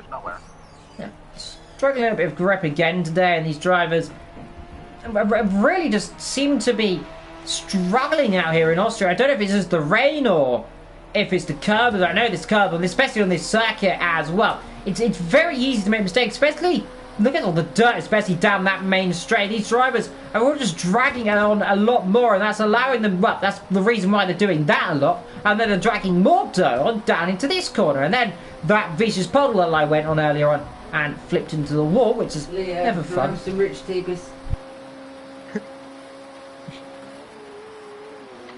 Well, Evil gets rudely interrupted by one of his family members. Anyway, Jazzman currently in P2. He's driving really consistently. 2/10 faster than Kaiser, but that's not gonna win in the race. 4 seconds is the gap still. It's staying really consistent, so they're not gaining on each other. They're not pulling away from each other. So the lead is staying the same as of now. Bax is further 4 seconds behind, 5 seconds behind Jazzman. So anyway, and 24 seconds behind them is Golsey. So the battle for the podium is looking like it's going to be between Kaiser, Jazzman and Bax. And Golsey needs to gain a half a minute if he wants to have any chance in getting the... Oh, actually, Jazzman has gone off. Jazzman actually hit something as well because his front left light is out. And Bax is going to P2. And Jazzman has made a terrible mistake because now he's in P3 with heavy damage. Yeah. What has happened to Jazzman? I don't know. I think he's spun. I don't think he's got damage because he's still got 2 lights on my screen, Thatcher. So I think that might be for you. But for me, he's got... on my screen he's got 1, definitely. No, he's got 2 for me. So I don't know if he must have spun on the puddle, Thatcher. I think that's the reason he's gone off the road because, remember, puddle is getting heavier and heavier all the time as Jazzman runs himself off the road, runs himself back on the road as he comes up towards the famous little Remus corner then. The old Remus corner used to be a lot faster. That's where the old circuit used to reside. Just on the left there you'll see it. You can see where all the tram lines are. That is leading round the old circuit. Of course, turn 1 up that hill as well as where the other old circuit used to be. I was just about to say how consistently he was running opposed to Kaiser as well. The lead wasn't really fluctuating. It was staying the same all the time. But now this has played into Kaiser's hands so much. 10 seconds is a gap now, and now he's got 2 battling people behind him, Bax and Jazzman, who both wants to get the 2nd position. Well, either way, Jazzman's doing a good job to now close up again to Bax, despite the spin he just had just a lap ago. So, because despite that spin, I think what has happened here, Vetcher, he got on that curve there on the right and he spun it straight across the circuit, because look how far it goes over. And in comes Dennis. A bit of lag there for good measure, as it seems to be causing. And providing that puddle, it's got a few drivers out today. Surprised a few of them haven't decided to get a bit of air dry to remove all the dirt and water. Some people got penalties because of it. Yeah. I'm not talking about Skull. I was in the pits. Oh, you were actually speeding through the pit lane? At the start of the pit lane, maybe I went a few miles an hour over. Yeah, it's always not good. Dennis is in. He should come out, I think, around about. Should come out ahead of. I think it should come out behind Ethan. Actually, it's more to be. I don't know exactly the gap right now. Jazzman is trying to battle away with Mr. Backy Wacky, who is coming down this long straight, and it's difficult to stop in this race, isn't it? Actually, down this hill. Especially late braking as well. Luckily his cars have got a lot of downforce, relatively, which does help them. It does help them a lot. Without downforce you're nowhere in the rain. And I don't think Jasmine has got any damage on my screen. He's got heavy damage though. It might just be visual glitch on my end. But at least it doesn't seem to have any damage because he's staying with Bax. Now they're staying really consistently. The gap is actually the gap has gone down massively to the leader because the gap is now 5 seconds because he did a 1:32 last lap opposed to a 1:26 for Bax and Jazz.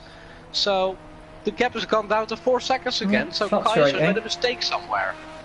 Again, Vector, especially, this is the issue of Kaiser. If he wants to be a champion, which he has done in the past, he really needs to get on top of this, making small mistakes like this. Yes, he's in the race, but in a situation, if it was a shorter race and you've made like 2 mistakes now where he's lost 5-10 seconds, it's costly, and it's even more costly, especially if he's running for a championship if the car was near him. And this is where Bax and Jazzman, this is where Jazzman, he could have been leading this race had he not made that mistake, you know? Yeah, nowadays, I think at this point he would, but of course granted he didn't make the mistake in the first place if he was close to him, if Kaiser, maybe he wouldn't have made the mistake, but it's hard to say. Things happen and it's hard to imagine how things went if things didn't happen because Of course, different factors play in your head. Maybe a little bit of lost concentration. If they were closer together, maybe he wouldn't have lost concentration that much, and maybe he didn't make the mistake anyway. So it's hard to speculate about that. Yeah, indeed, but either way, they're struggling themselves on there as they come around turn 7 and say 8, sled down towards turn 9. So into Rinse corner before they come into the A1 corner or the Red Bull corner or the Os curve or whatever. And that's going to be the pit lane, or is he going to stop it? Yes, he does, as he spins it out of Rinse. And that's going to be difficult. Let's be careful rejoining the circuit there as he goes on the Austrian flag, and he'll line it up then with a little bit of tyre smoke. There he comes, and he's going to come at the pit lane then for good measure. So that'll be for new tyres, and so he'll go to the end of the race. As it's going to cost him second position for sure. It's so hard to get second position back now unless Jasmine makes a mistake somewhere. So he will fight for third. Maybe if he's lucky he can get second back, but it will be really tough because Jasmine has won a lot of time on him because of that. And Beck's actually got a penalty as well, so it's going to be more unlikely. 10 seconds. It's all gone from bad to worse for Beck in the span of a few seconds. In the span of 1 minute. He went from second to fourth with a massive penalty. What is happening to Bex?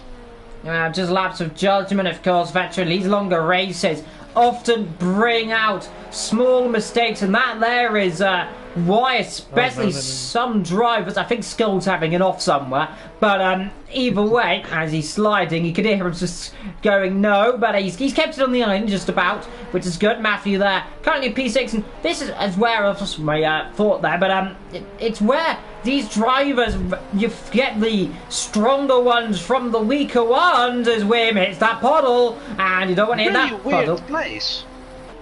It was a really weird place where he got the oversteer. It was in the middle of the corner. Yeah, hit the outside of the puddle there as well as Wim did. Like we said just a moment ago, of course, with Bax. He got on the curb and it's switching down the gears, Vector. Especially I struggled a few times around there getting on the puddles as Bax lets past Kaiser. Kaiser second, thank you very much. I'll have that one. Now 7 seconds ahead of Jazzman, and now the top three are 30 seconds apart. And the entire field is 4 minute 40 seconds, 0.5-ish. This must be so sour for Bax. He was battling for the lead, 4 seconds only behind the leader. And now, look where he is. He's 1 minute and 13 behind the leader. It would be so gut-wrenching for him. Yeah, you've got to feel for the driver, of course, but mistakes like that happens, of course. It's a high nutrition race, and you've got to find the balance between driving hard but driving cautious. And right now, Kaiser is, despite the mistakes, he's driving one of the best I've seen in the wet for quite some time, of course. Other drivers are doing quite well, I must say. Gozi doing a brilliant job in this race. He's relatively just being quiet right now from Stratus right now. The Dutch driver, if I'm not mistaken, doing what he needs to do right now as well. Currently in P7. Dennis right now, he's behind Ethan by some 4 seconds. So let's see. Potential for overtakes going on down there. I think Ethan might be due another pit stop potentially, but anything can happen. 45 minutes to go. Skolder, well, unless there's a spectacular accident, no. But keep going, buddy. You're going to finish your first race for a long time. So second, unless you disconnect, which would be rotten luck, and it'll be commentators' brilliance. Down. Yeah, let's not do that again. But either way, Wim, there he is in P7.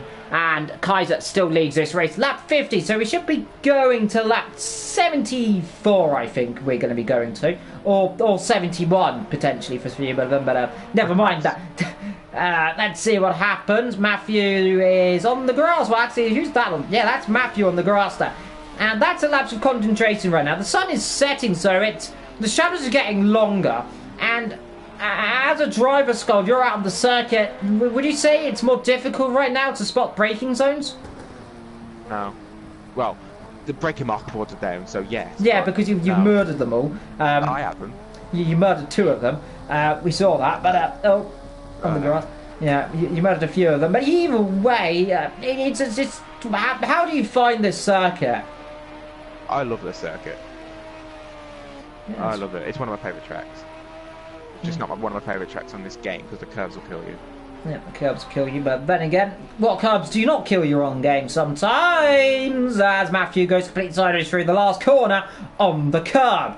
But they're doing good, Vettor, aren't they? These two drivers, Wim and Matthew. They've stayed together this entire race, I'm pretty certain. And they're still battling as they go through turn 1 and 2 over the puddles and through the little debris-filled dirt zone, which is now just basically mud. But they're doing a good job sticking together. I think we've seen Wim and him side by side through a lot of corners in a row as well. So they're not leaving each other out of their eye this race. And they're still really, really close. Only 1 second is the gap. Matthew due a pit stop as well as in the next probably, about say 10 minutes. I think Wim could probably get another one in. He should need to come in potentially, not just for fuel, but those tyres are going to be going off. You are only going to be allowed to run 45 to about an hour if you're pushing hard enough. As that's how I felt earlier on when I was driving. They wouldn't go much more than that. So let's see. Driving for that long. I wasn't driving for that long, but I felt if I drove for that long, they'd have gone off the cliff. But either way, Wim to get on that curve, and the puddle there in front of them. Matthew as well. I don't know if Matthew's lost a bit of concentration right now, but he's definitely struggling out there. We saw him going on the grass a bit as well, and I must say sometimes I have the same thing, and that's one of the things when it's getting a bit repetitive, like you're doing the corners all over again, over and over and over again, especially in tracks like this where the lap time is really low. You will encounter the same corners over and over again. It's because of the repetitiveness. After a while, you will lose concentration and go on the grass. You will do stuff you would never normally do, and that's one of the most dangerous parts in the race, because that's where you can ruin everything. Well, let's run through this grid, Vetron, as we're currently just past the 2-hour mark of this 44-minute race. Kaiser leads this race from Jazzman in P2. Golsey doing a brilliant job in P3 right now. Maybe 30 seconds on the pace as Jam there having a bit of a moment there. Then I think is Kaiser just ahead of him, actually, just a lap ahead. Bans right down in P5, ahead of Matthew in P6. Wim Strategist in P7 right now, battling away with Matthew. The gap currently 1.5 seconds, the battle we're seeing so far. Frank Forrest is a further 14 minutes down the road, 14 seconds, I say, down the road. Seconds down the road. Ethan in P9 right now, catching Frank Forrest with, we should be able to go to the end of the race then on that fuel and tyres as well. Behind him, Dennis, he's 5 seconds behind, and Scold a further 3 minutes behind as well. 3 minutes behind, of course, but 5 minutes off the leader. But either way, doing a relatively good job there of keeping the car on the island. As he almost crashed in a straight line. We'll ignore that. I've got damage. Oh, Ethan! Ethan has gone off. Just when I say he'll be able to go to the end. Now! I wouldn't be able to anyway. Now, I think if you got on the puddles there. No, just braked, rear locked. No, so rear locking. It's an issue I've been having all race.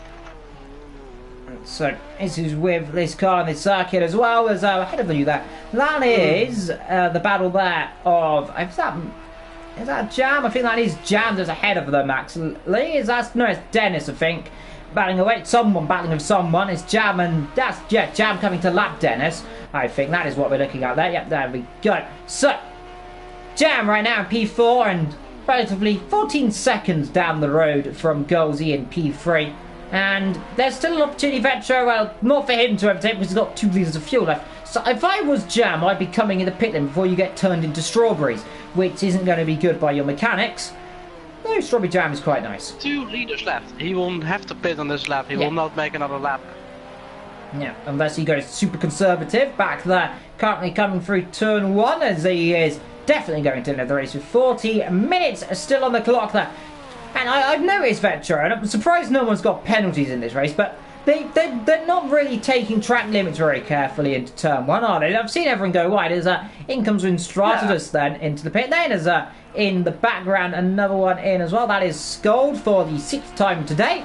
As he comes in. Is that with damage? He's weaving a little bit. Have you got damage, Scold? Yes. Again, yeah. I hit the pit wall. Okay. You've hit the pit wall. I've got problems. you've got lots of problems. But either way, that's not good. A lot of people are coming in. It's getting busy. Jamie is also in. Yeah, Jam in the pit lane then as well. So he's decided to come in and past the puddles on the left, which of course a few drivers to make mistakes as well. So. Oh, run off someone's pit crew. Yeah, there goes. Well, there goes. Two people. Yeah, and there's right over Scold as well for good measure. And he comes. The glitchy pit crew do to work as up front. 10 seconds right now between Kaiser and Jazzman. Jazzman he's coming in the pit lane nonetheless. As I think Kaiser's going to be Kaiser's coming in the pit lane soon, and he almost feels Kaiser 20 litres. 20.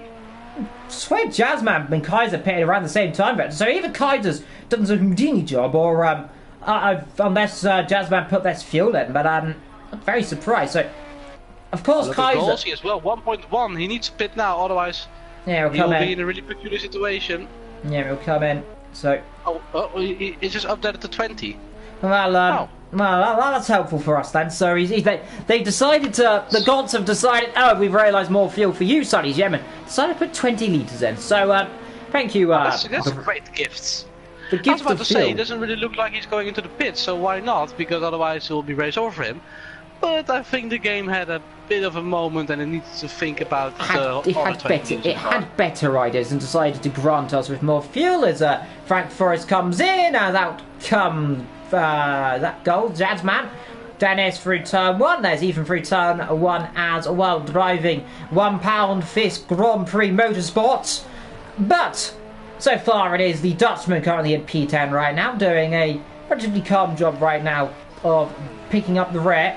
And up the rear is Skuld, who is having a slide absolutely everywhere. As we see, like, up front, Kaiser 30 seconds up the road now from Golsey. That gap will drop down because remember the top two should be coming in within the next 10 minutes, I imagine, for tyres or at least fuel or at least something, because otherwise they could be under risk of getting undercut if they need to pit. Frank Forrest dropping back because he's still in the pits. Long pit stop from Frank Forrest, I think. Yeah, taking on the fuel tanker full vector. Remember, 74 litres in, so he didn't need to put that much fuel in, but either way, better be safe than sorry. Sometimes that will drop him behind no one of particular. That there coming through is that's Matthew coming through. Then say what's up for that puddle, boys, as they come up the hill as the Mexican cart passes the fellow car. Meanwhile, Skuld having a worse day of it there down the back. He's in the wall in the last corner again. In comes Dennis the Menace into the pit lane as Skuld there is having a relatively shambolic race so far, and it's a shame to see. I have cursed you many times today, and I've said you were having a good race earlier, and now you've crashed about 6 times. Yeah, I was. Scott, I'm going to give you some motivationary speeches. It was also Jenson Button who had 6 what's it called? Pit stops during the 2011 Canadian Grand Prix, and he still won. So never count out your luck. He wasn't 7 minutes behind, and there was about 6 safety cars. I'm trying to... Meanwhile, Kaiser leads his Grand Prix from Golsey by 27 seconds. It's dropped down a little bit, Factory. Look, Golsey's catching. Last lap 130. Last lap for Bax 126. When Kaiser pits, he's only got 15 liters left. When Kaiser pits, Golsey's got better pace right now. Oh, he's also got 15 liters, or is it just not updating? He's got 15, yeah, confirmed 15. Matt in the pit lane. Bax in Jazzman. 53, 1 minute 13. It's about a minute pit stop, about 40 seconds, give or take, depending on the fuel. It's a long pit stop. So there is a chance that Kaiser, if he makes a mistake, and if Jazzman gets some pace on right now, it's his first lap, 1 minute 35, he could possibly try and do the undercut on the leader. And if that happens, I will be very surprised, because Kaiser's had it for relatively comfortable. Yes, he's had bit of scares right now in this race, and this is what I mentioned earlier on, Bancho. If he was to mount a championship challenge, he needs to iron out these small issues that he's having this race, making mistakes, going off the circuit once or twice, dropping back. He's a little bit inconsistent, disconnecting, of course, which happens to the best of us, of course, as he comes through the last corner to carry on for another lap then. So he should probably go for another 5 laps If he can get out of it before he has to come in. If I was Kaiser right now, I would come in as soon as possible to eliminate any chance of the tyres having issues and get that more fuel on as well, just to cover off Jazzman and Bax, who are in the window. If Kaiser makes one mistake, they're in that window, Vetro, that they can and possibly will overtake. That is certainly true. The gap wasn't that big before. It was only about 4 seconds or about 10 seconds. And 10 seconds is still not too much if you count in that's also raining. And with a little mistake, that 10 seconds can turn into 0. Yeah, indeed, 1 minute can turn into 0 as well. I don't think 7 is going to anyway, but who knows? Anything can happen in motorsport, and it usually does. And right now, the sun is setting in the sky, and there is a few clouds in the sky, and Mr. Blue Sky is not singing today because it's a bit grey. Either way, Kaiser.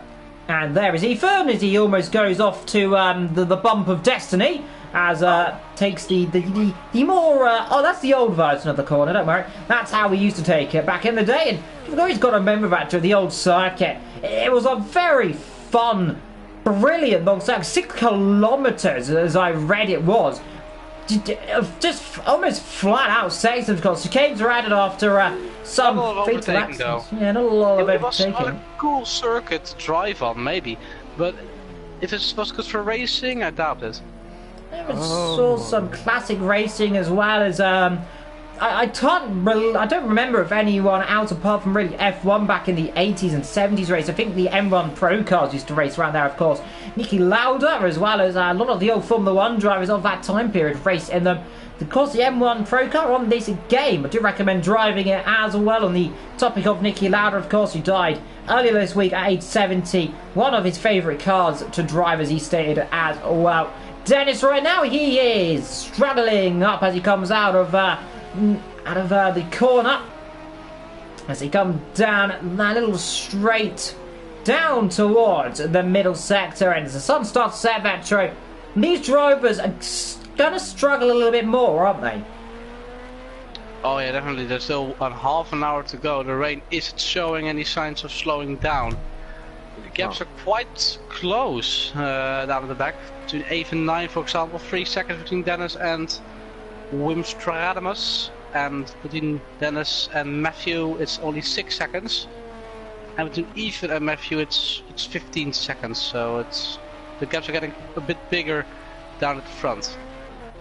Yeah, the gap is 26 seconds right now, so the gap's fallen 4 seconds, of course, over the last 4 or 5 laps, and that there is just causes of issues there. 53 seconds between Jazzman and Kaiser, so unless Kaiser has a spin or something goes terribly wrong there, and let's hope for his sake it doesn't, because of course we all want him justice, of course, from last week, just over 2 weeks ago, 14 days ago, he disconnected from the lead of the race. Where he was driving so beautifully, comfortably as well, leading it by about 20 seconds at the point before the disconnection. So you've got to feel sorry for him, but he's on course right now to win this race so far today. He's on course just like he was 14 days ago, but being on the course, like we said, like we noticed earlier, doesn't have to say anything. 8 leaders left for Golsey, he needs to pit soon. 7 leaders left for Kaiser, he needs to pit soon as well. Now where's Jasmine and all this? He's 54 seconds behind. Does he have the pace? Does he have the gap to actually challenge Kaiser for the lead again when he pits? Well, anything can happen, Vet. Remember, if there's a longer stop as well, if he accidentally puts full fuel in as well, that'll cost him even more time. In the background there, one of the other cars running a very wide there. I'm not sure how that was. Matthew, he's currently P8 right now, and ahead of them, as in comes the leader, actually. Yeah, so leader. Now we get to see then what is Kaiser going to do then. In he comes then from the lead of this race. He goes over those puddles. Oh, he spun it in the pits as he just caught it together there. That almost went badly. That'll cost him a bit of time, which he didn't want to cost him. Now we got to wait. Where's Jazzman? 6 leaders in then. So he'll put about 50 leaders in though. So he'll put less than Jazzman's got him right now, I imagine. So we'll find out. He's still in the middle sector though. Yeah, so let's keep an eye on them. I'll keep an eye on the radar, and let's see then he needs to be coming out around about before he comes into the last 2 corners. He's coming out now, Vetro, so he's going to come ahead. He's coming out of the head massively. With how much seconds? I think it was about 10 seconds like it was before. It's going to be way more than that. Maybe a bit less, maybe a bit more. It's going to be more than that. It's going to be, I think, potentially. We'll find out, of course, once the timing's reset. But yeah, it's going to be about 10 or 13 seconds, give or take, between 10 and 15 at the utmost. 17 actually is the gap to the cars ahead. It's 10 seconds. 10 seconds on the spot then, Vettel. So a fair spot for you in the background there. I think that might be hard to see who that is exactly through the blur. Big old gaggle in the middle back. Yeah, gaggle cars. Forest.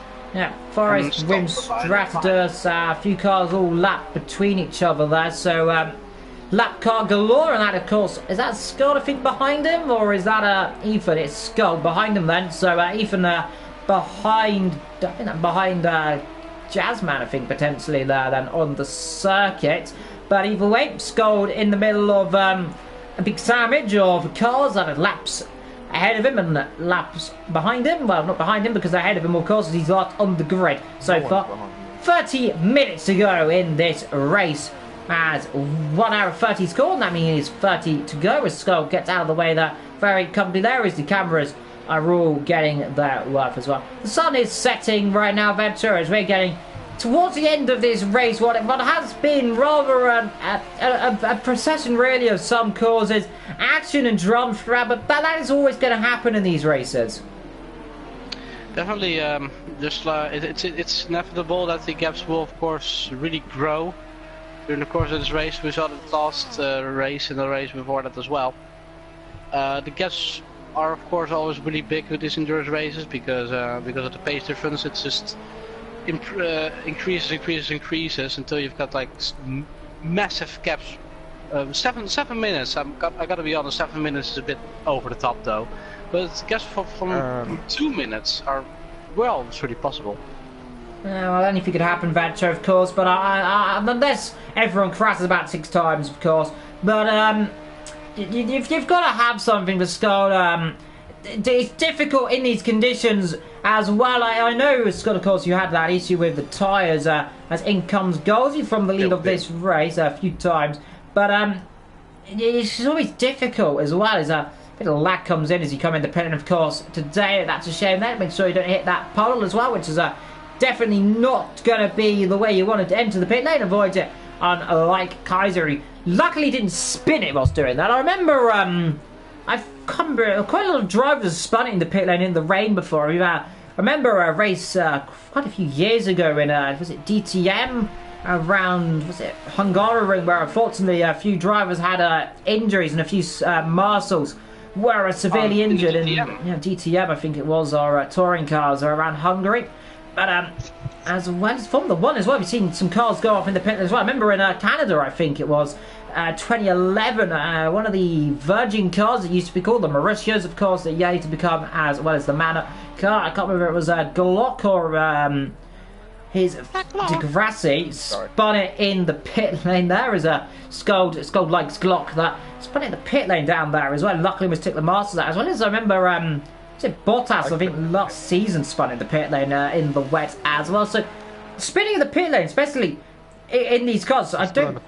Spun in the formation up as well a few times, but sometimes puddles as well. Mistakes can happen. There's Bax right now in P4. Nice switch from Jazzman, who was in P2 in this race. We have currently got a little action going on. So currently Kaiser leads from Jazzman, Golsey in P3, Bax in P4, Jam in P5, Ethan P6 right now. So he's come back into this race a little bit right now. Potentially due a stop. No, who knows what can still happen behind him. Dennis, Matt, and Wim, Frank Forrest, and Skull down the back. Battle potentially going between Matt and Wim right now, Vantro. So let's have a little look at the gap there. About 2 seconds. And these guys still together. Still have 1.5 seconds on board we go. You can just see how the circuit there, it does just glisten in the sunlight a little bit. It's slightly beamed through the sky, as well as the circuit getting illuminated by all of the floodlights on the circuit. They're not the power of his floodlights, so this circuit doesn't often race at night, if I'm not mistaken. But wait, it'll be very spooky, and it's very much a circuit that requires. It's a very old school circuit. Remember, of course, 1997 the circuit reopened in this current layout. But you often just get the essence of that old school circuit still in it, don't you, Vetri? Yeah, I like the old school vibe to this track. Of course, unfortunately they removed a lot of gravel traps. I'm all in for gravel traps because I just love them. I love the punishment they give you, but I do not love the amount of dirt and stuff and just overall gravel on the floor after an accident and when the car rejoins the track. That's what I don't like, but hopefully they'll find a way to implement them somehow again. But other than that, yeah, just good old guardrails, like you can see here, good old guardrails guarding the track. Which you'd hope to see on every circuit. Yeah, of course, guardrails on the circuit. That's true, actually. Quite a lot of circuits do just have the concrete Tecfro barrier walls now, which is more of a common theme on circuits, though you can see in the background as well. But of course, the pure Armco are very dangerous in some cases as well. Depends on the type of incident as well, but how they're But it also bends. It also bends with the car, so it's not that bad.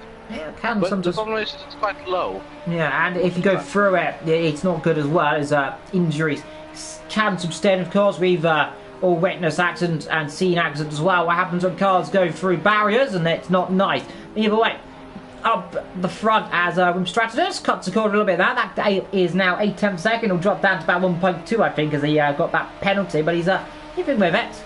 24 minutes to go. Quarter of an hour left in this race. Coming up then, as the Styrian Mountains then are bringing up. Yeah, coming up to a quarter of an hour to go. Quarter of an hour is 15 minutes. Yeah, coming up to it. But either way, we are currently on lap 65 of possibly 75. Who knows what the next 25 minutes of racing can bring. But all I can say right now is we've got the battle going on for P9 and 8 right now. So action growing between Wim and Matthew right now. So Wim's finally decided he wants to try and get that position from Matthew right at the last part of the race. Luckily though, we've had some excitement throughout the beginning as well. And a bit of a possession in the middle, but either way, the rain vector, especially today, it's really cost a few drivers out, especially through those puddles. Oh yeah, definitely. The puddles are monstrously big, especially through this corner as well. On the inside, it's just it just stretches almost to the apex of the corner, and they just gotta go completely wide not to hit the puddles. And we hit the puddles, like we saw Kaiser in the pit lane struggling to get it back on the right position again. It just the car lifts up on this game. It literally is like driving on ice. Yeah, of course, the hydroplaning, of course, where you ride on top of the water. The aquaplaning, of course, when as well. Aquaplaning and hydroplaning, both, of course, terminologies that roughly mean the same, but have slightly different meanings, of course, as well. From Stratus right now, he's got a good run up the hill there as he comes towards turn number 3, then into 2, and now into 3, then up towards Remner's corner then. And then see, can he get any positions through? No, he can't. So far, a little bit too far back to throw in opportunities right now, but you've got a Ronda Venture away as a real opportunity to come through then, as Scold I think is having issues somewhere on the circuit. Someone spun. Is it Scold? Yep. It is Scold. Oh dear.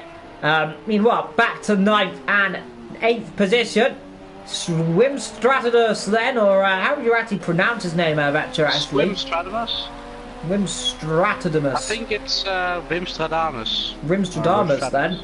Either way, battling with Matthew Arsbrock then, doing a good job between those two drivers. The Dutchman versus the other driver. I believe it's English, or I'm not too mistaken, but don't quote me on that one, because he's in the wall! Who's in the wall? Matthew Asbrecht spins it on the curb and gone high on the water, and that's ruined the battle that we were hoping we were going to see before the end of this race. And well, the Mexican car has spun out on hot ice then, and he's going to be a little bit hot And bothered with that one. Spun it. Very easy to do. Now it's what's up for the puddle. He's got to get the position as well. Currently in 10th position. He will get 9th. Yeah. Through they come, and here comes Frank Forrest to overtake Matthew, of course, and that will be 10th position most likely for him there. Behind them, actually, a big long gap actually to Matt. There is Frank Forrest there. Passes Matt now in that pit lane, and you got to feel sorry for him there. Got on that curb. I think he must have gone on the puddle and dropped it as well on the curb there. It was a very odd place to go off. Quite an odd place. Maybe he lost the rear earlier, but we didn't see. Alright, Kaiser leads this race, 9 seconds from Jazzman right now. The gap closed down a little bit right now from 10 to 9. So it's... The question now is, who is going to make it to the end on their current amount of leader? I think guys will definitely make it on 50 liters, 20 minutes. They will both do it. So Jazzman will not have to pit anymore. Goals will not have to pit anymore. Backs, shouldn't do. Fairly leaders. She better go to the end. In a normal circumstances, he shouldn't do. Jamie doesn't have to. Even Shirley does have to because 20, he's got 4.6 left. Definitely will. Dennis definitely doesn't have to. Wim Stradamus, 41 liters. No, I don't think he will have to pit for that. Previously Frank Forrest, I don't think he will have to pit. Matthew will not have to pit, and Scald will not have to pit. But you never know with Scald, maybe he'll damage the car. Either way, Vetro, let's put our attention on the leader right now. We've got to say, Vetro, this season, despite the few mistakes he's had a relatively solid season so far. Oh, yeah, definitely. He's been consistently at the front, one of the fastest consistently. He should have won last race, in my honest opinion. He had every paper, he had every right to win that race, but unfortunately the disconnection said no. And I think he's on course to win this week though. And let's see, he's got 9 seconds to Jazzman. If he can just keep it on the road, keep everything in order, he's got this race in the bag, but he just gotta make it through. Well, I mean, you've got to wonder, as Ethan is in the pit lane right now for his last stops. You should probably put about 20, 30 litres in the tank then, if I'm not mistaken, and we'll see what can happen. But 37 litres in, so definitely to the end of this race with 18 minutes to go. The clouds are setting harder in the sky as the nighttime rolls in here at 7 PM in game time then, as we begin to the end. All the dirt down that main straight, Vetcher, and that just proves, especially in the rain as well, just how the live weather 3.0 really has just affected the circuit, hasn't it? Definitely, and more to the point actually, also Wim Stradamus is now in front of Ethan, and Ethan will want to have the position back because he, after the pit stop, he went from 7th to 8th, and now he will have to get past Wim Stradamus again to get back to the 7th position. Yeah, well, let's see what happens there between these two drivers. They had some great scraps earlier on, as well as Wim, they're struggling with that grip as well. So I think Ethan right now, he'll have fresher tyres, he'll have fresher fuel, of course, so I expect it shouldn't be too hard of an overtake. But Wim can be a very feisty little driver, of course. But in this last start of the race, I think it's almost going to be certain right now that Wim will fight it for everything he can. But let's see, though, Ethan will have so much more grip. I won't be surprised to get him through on this next lap. But we'll find out right now as and if it can happen still, as they come over the hill down towards Jochen Rindt corner then, and then down into the Red Bull Ring corner, or the A1 corner, and I think the A1 corner sounds a bit more cooler. But of course it's the Red Bull corner.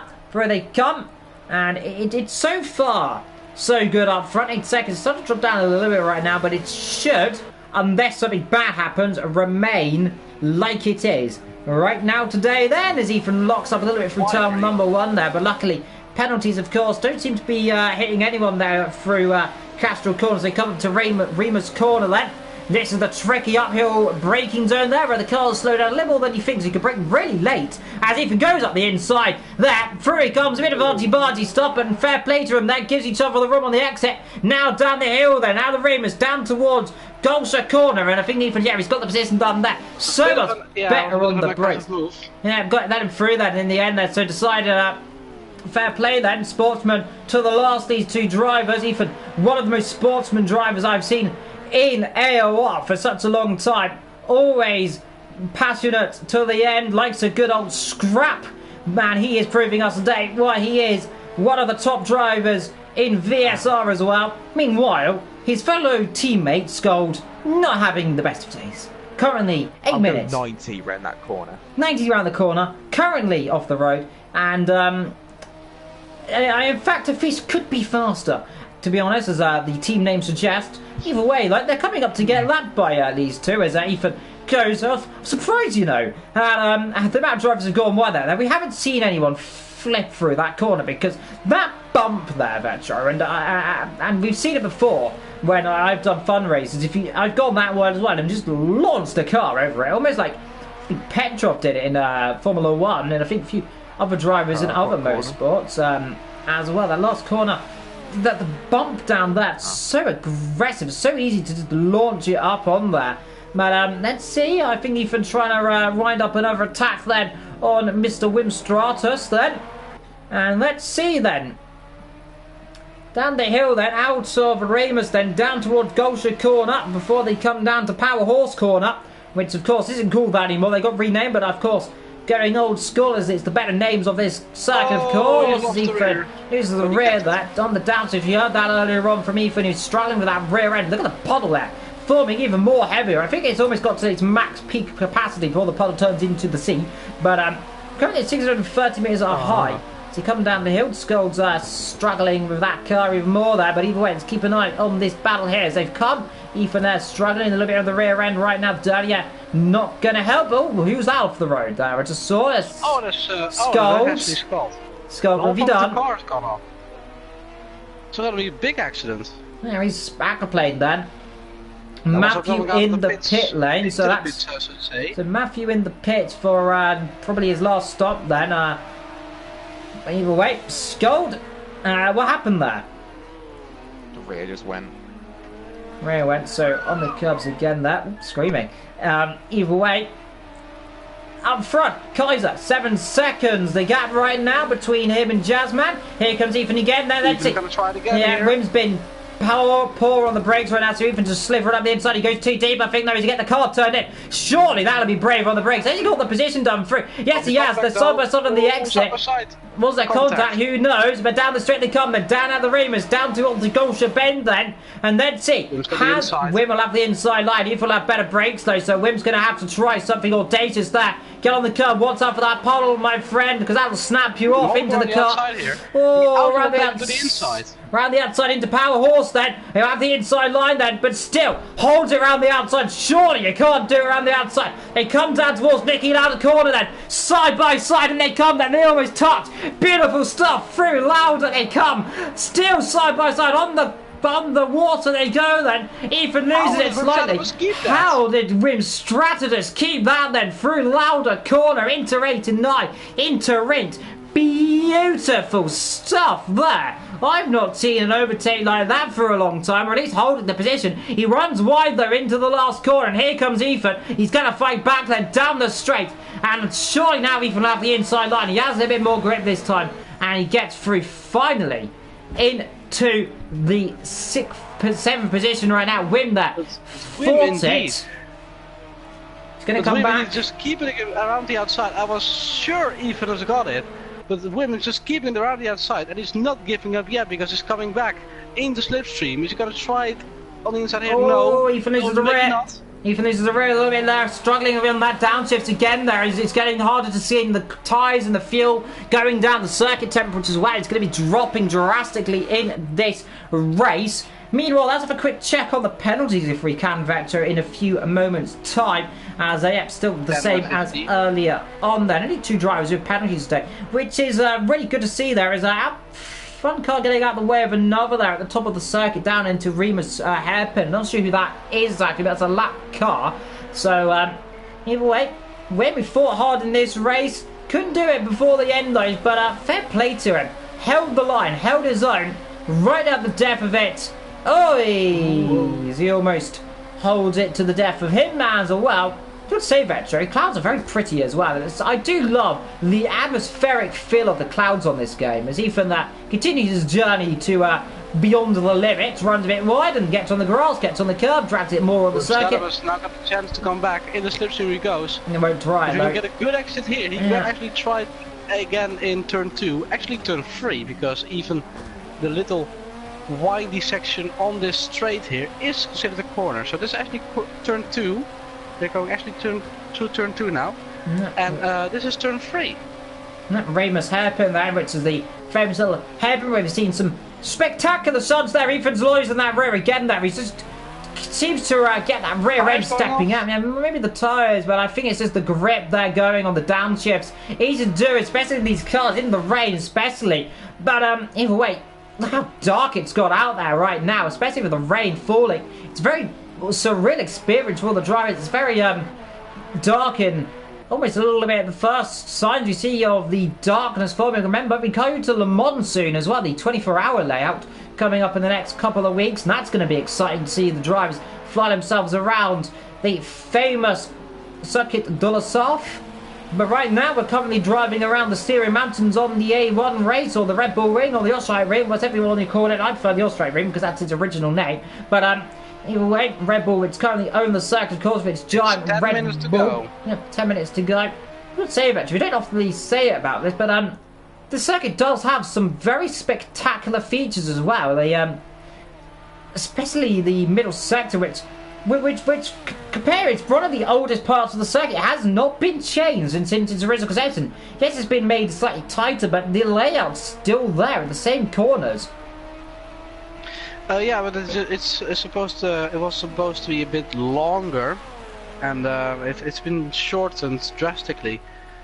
It was really windy and really. If you could compare it to Brno, really windy, long corners, but like a motorcycle circuit. But it was so fast and so good, and actually they had to slow it down with some chicanes as well later on, and then they got back to this version. I don't dislike this version. I like it compared to the other one.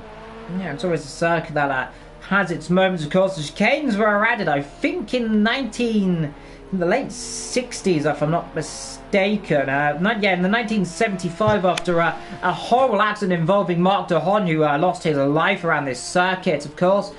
And of course, that's when the chicanes were added, especially at the first section of the circuit. No chicanes, of course, remain on this layout, which is almost good to say, of course. But one of the quickest laps of all time, by the way, was recorded Nelson Piquet in 1987.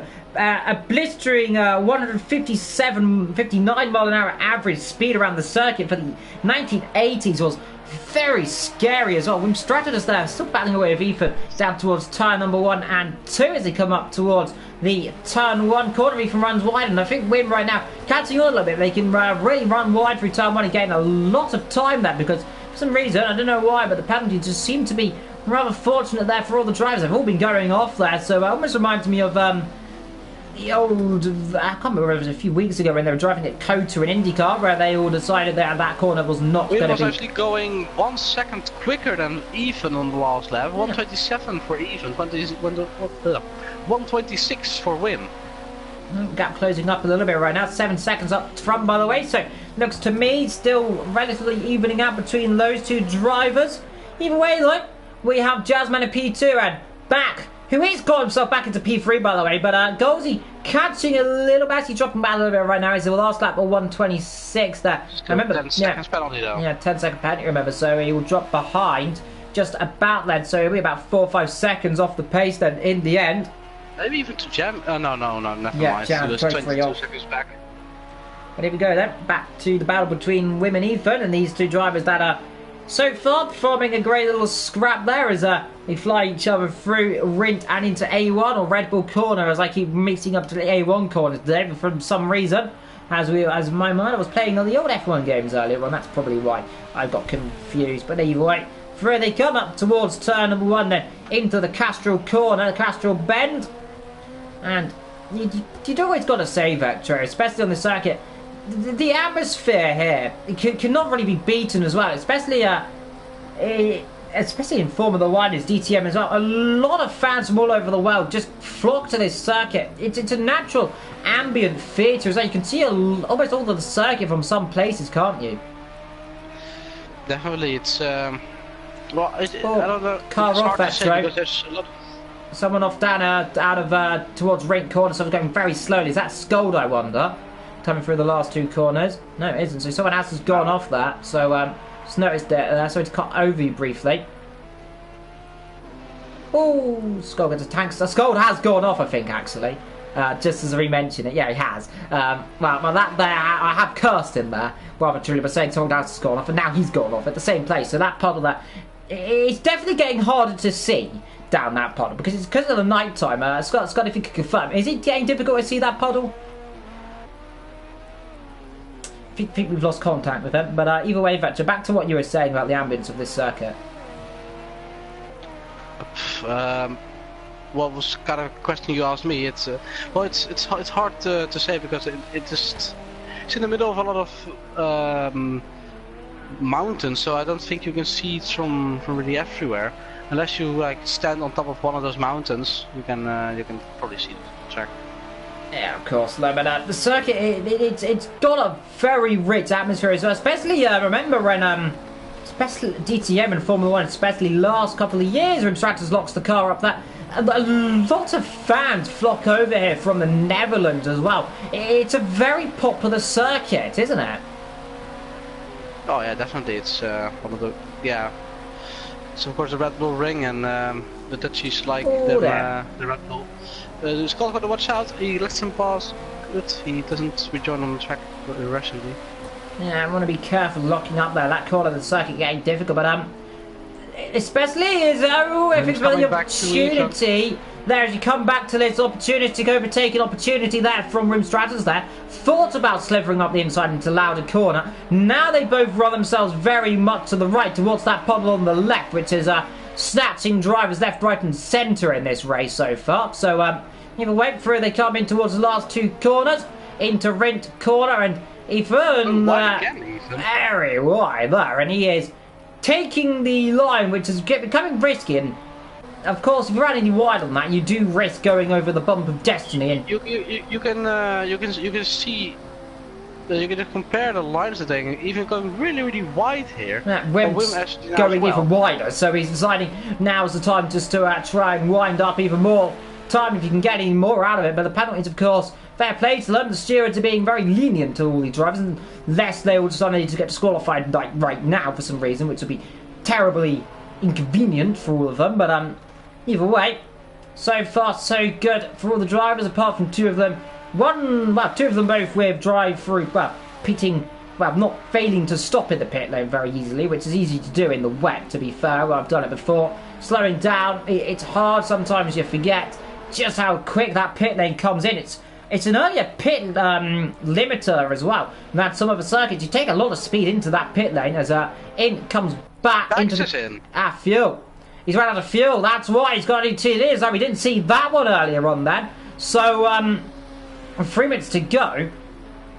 He'll put probably about 10 litres of fuel. That dropping behind Jan. That'll put him ahead of Dennis low. So he'll be fortunate. Very fortunate. He'll come ahead of Dennis. So that's rather ruined his potential then. For the last corner. But yeah, he wouldn't have got podium anyway because of his 10-second penalty. But he's also going to lose the position to Jamie now, and he could have still got 4th. Now he's going to get 5th. Yeah, well, let's see how the pit lane will come then. So he'll come out he'll come out ahead of Jam actually, just about then. Ahead of Jamie, so if he's lucky, if he can drive 10 seconds away from Jamie, he can still get 4th, but it will be hard because Jamie is really on the pace. 13 liters for him, all the tires of course. Only 8 liters refueled.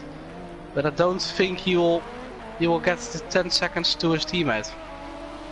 Yeah, unless of course that Jamie drops back a little bit there. I don't think he will though. Kaiser up front, 2 laps to go then. So yeah, this will be the last lap after this one then. So this is the penultimate lap of this race then. I'll get 1 more lap after this, and then the timer should go afterwards then. So yeah, we should be on the last lap after this one, Vetro. So penultimate lap of this race. You want to say from Kaiser's perspective, maybe dropping down a little bit right now. I think he's just taking a bit cautiously as the nighttime rolls over.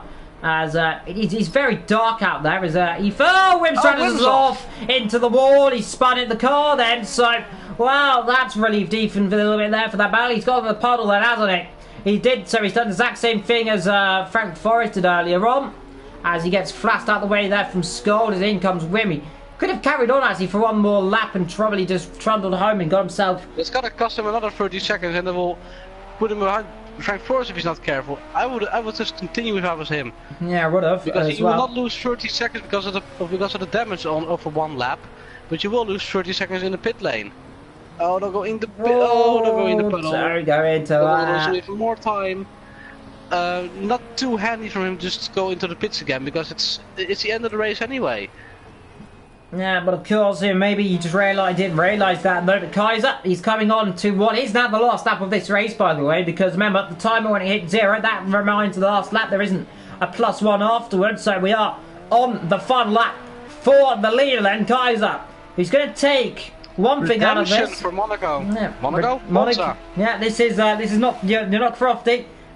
It is Monaco this weekend, and as well as the Indy 500 as well, so I suppose I'll let you off the hook this time. But Kaiser through the corner, slivs it exit then. Now they come down towards the famous little kink of corner, down into the horse corner, and then down into Nicky Lauda corner. This one, of course, for Nicky, I presume all the drivers here, especially some of them, very much admire. Frank Forrest also in. Frank Forrest in as well. So it's also gone off. Yeah, he's also gone off then. Also gone off. So same incident there, but in comes the Kaiser then through the last corner then to win here in the final of this race then through the last corner. Here comes the Kaiser then to win round 4 here of the Endurance League as one car gets out of the way there.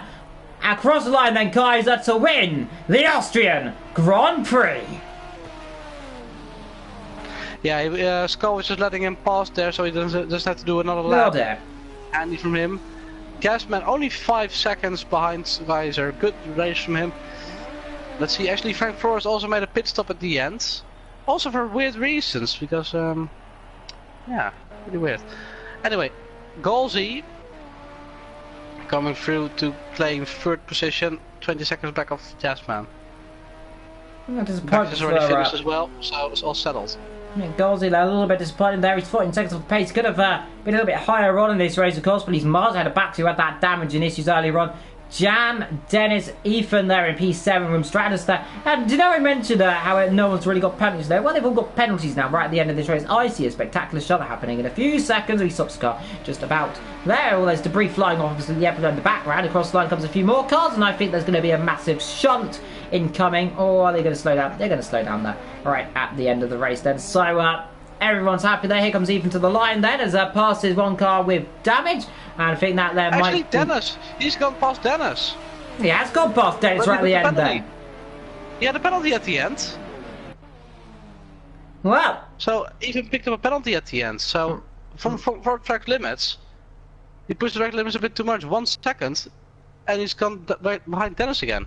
It all kicked off at the end. Yeah, well, Kaiser wins this race then here in Austria then. From Jazzman in P2, Galsey P3, Jam P4, Bax in P5. 6th was Dennis. Just about then. I didn't see what happened there. He must have spun it or something. He had damage, I believe. He finished ahead of Ethan by just over a second there. Wim Stratibus then in P8 with that crash earlier on. Frank Forrest ahead of Matthew. Scold was the last driver on the second partner who left the session earlier on. Well, that was a really nice race. Big gaps just like 2 weeks ago, unfortunately. But anyway, a lot of action, especially at the end.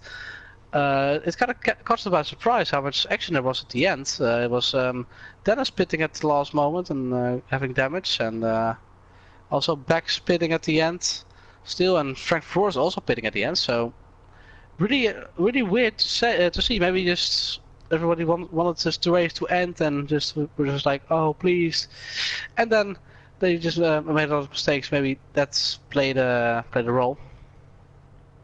And of course, anything can happen, of course. But we've got 2 of our drivers here down We'll start with the one that finished higher. Ethan, how did you find it out there? To be honest, after the start, like once I made my pit stop after damage, the car was absolutely fine. I don't know what it was.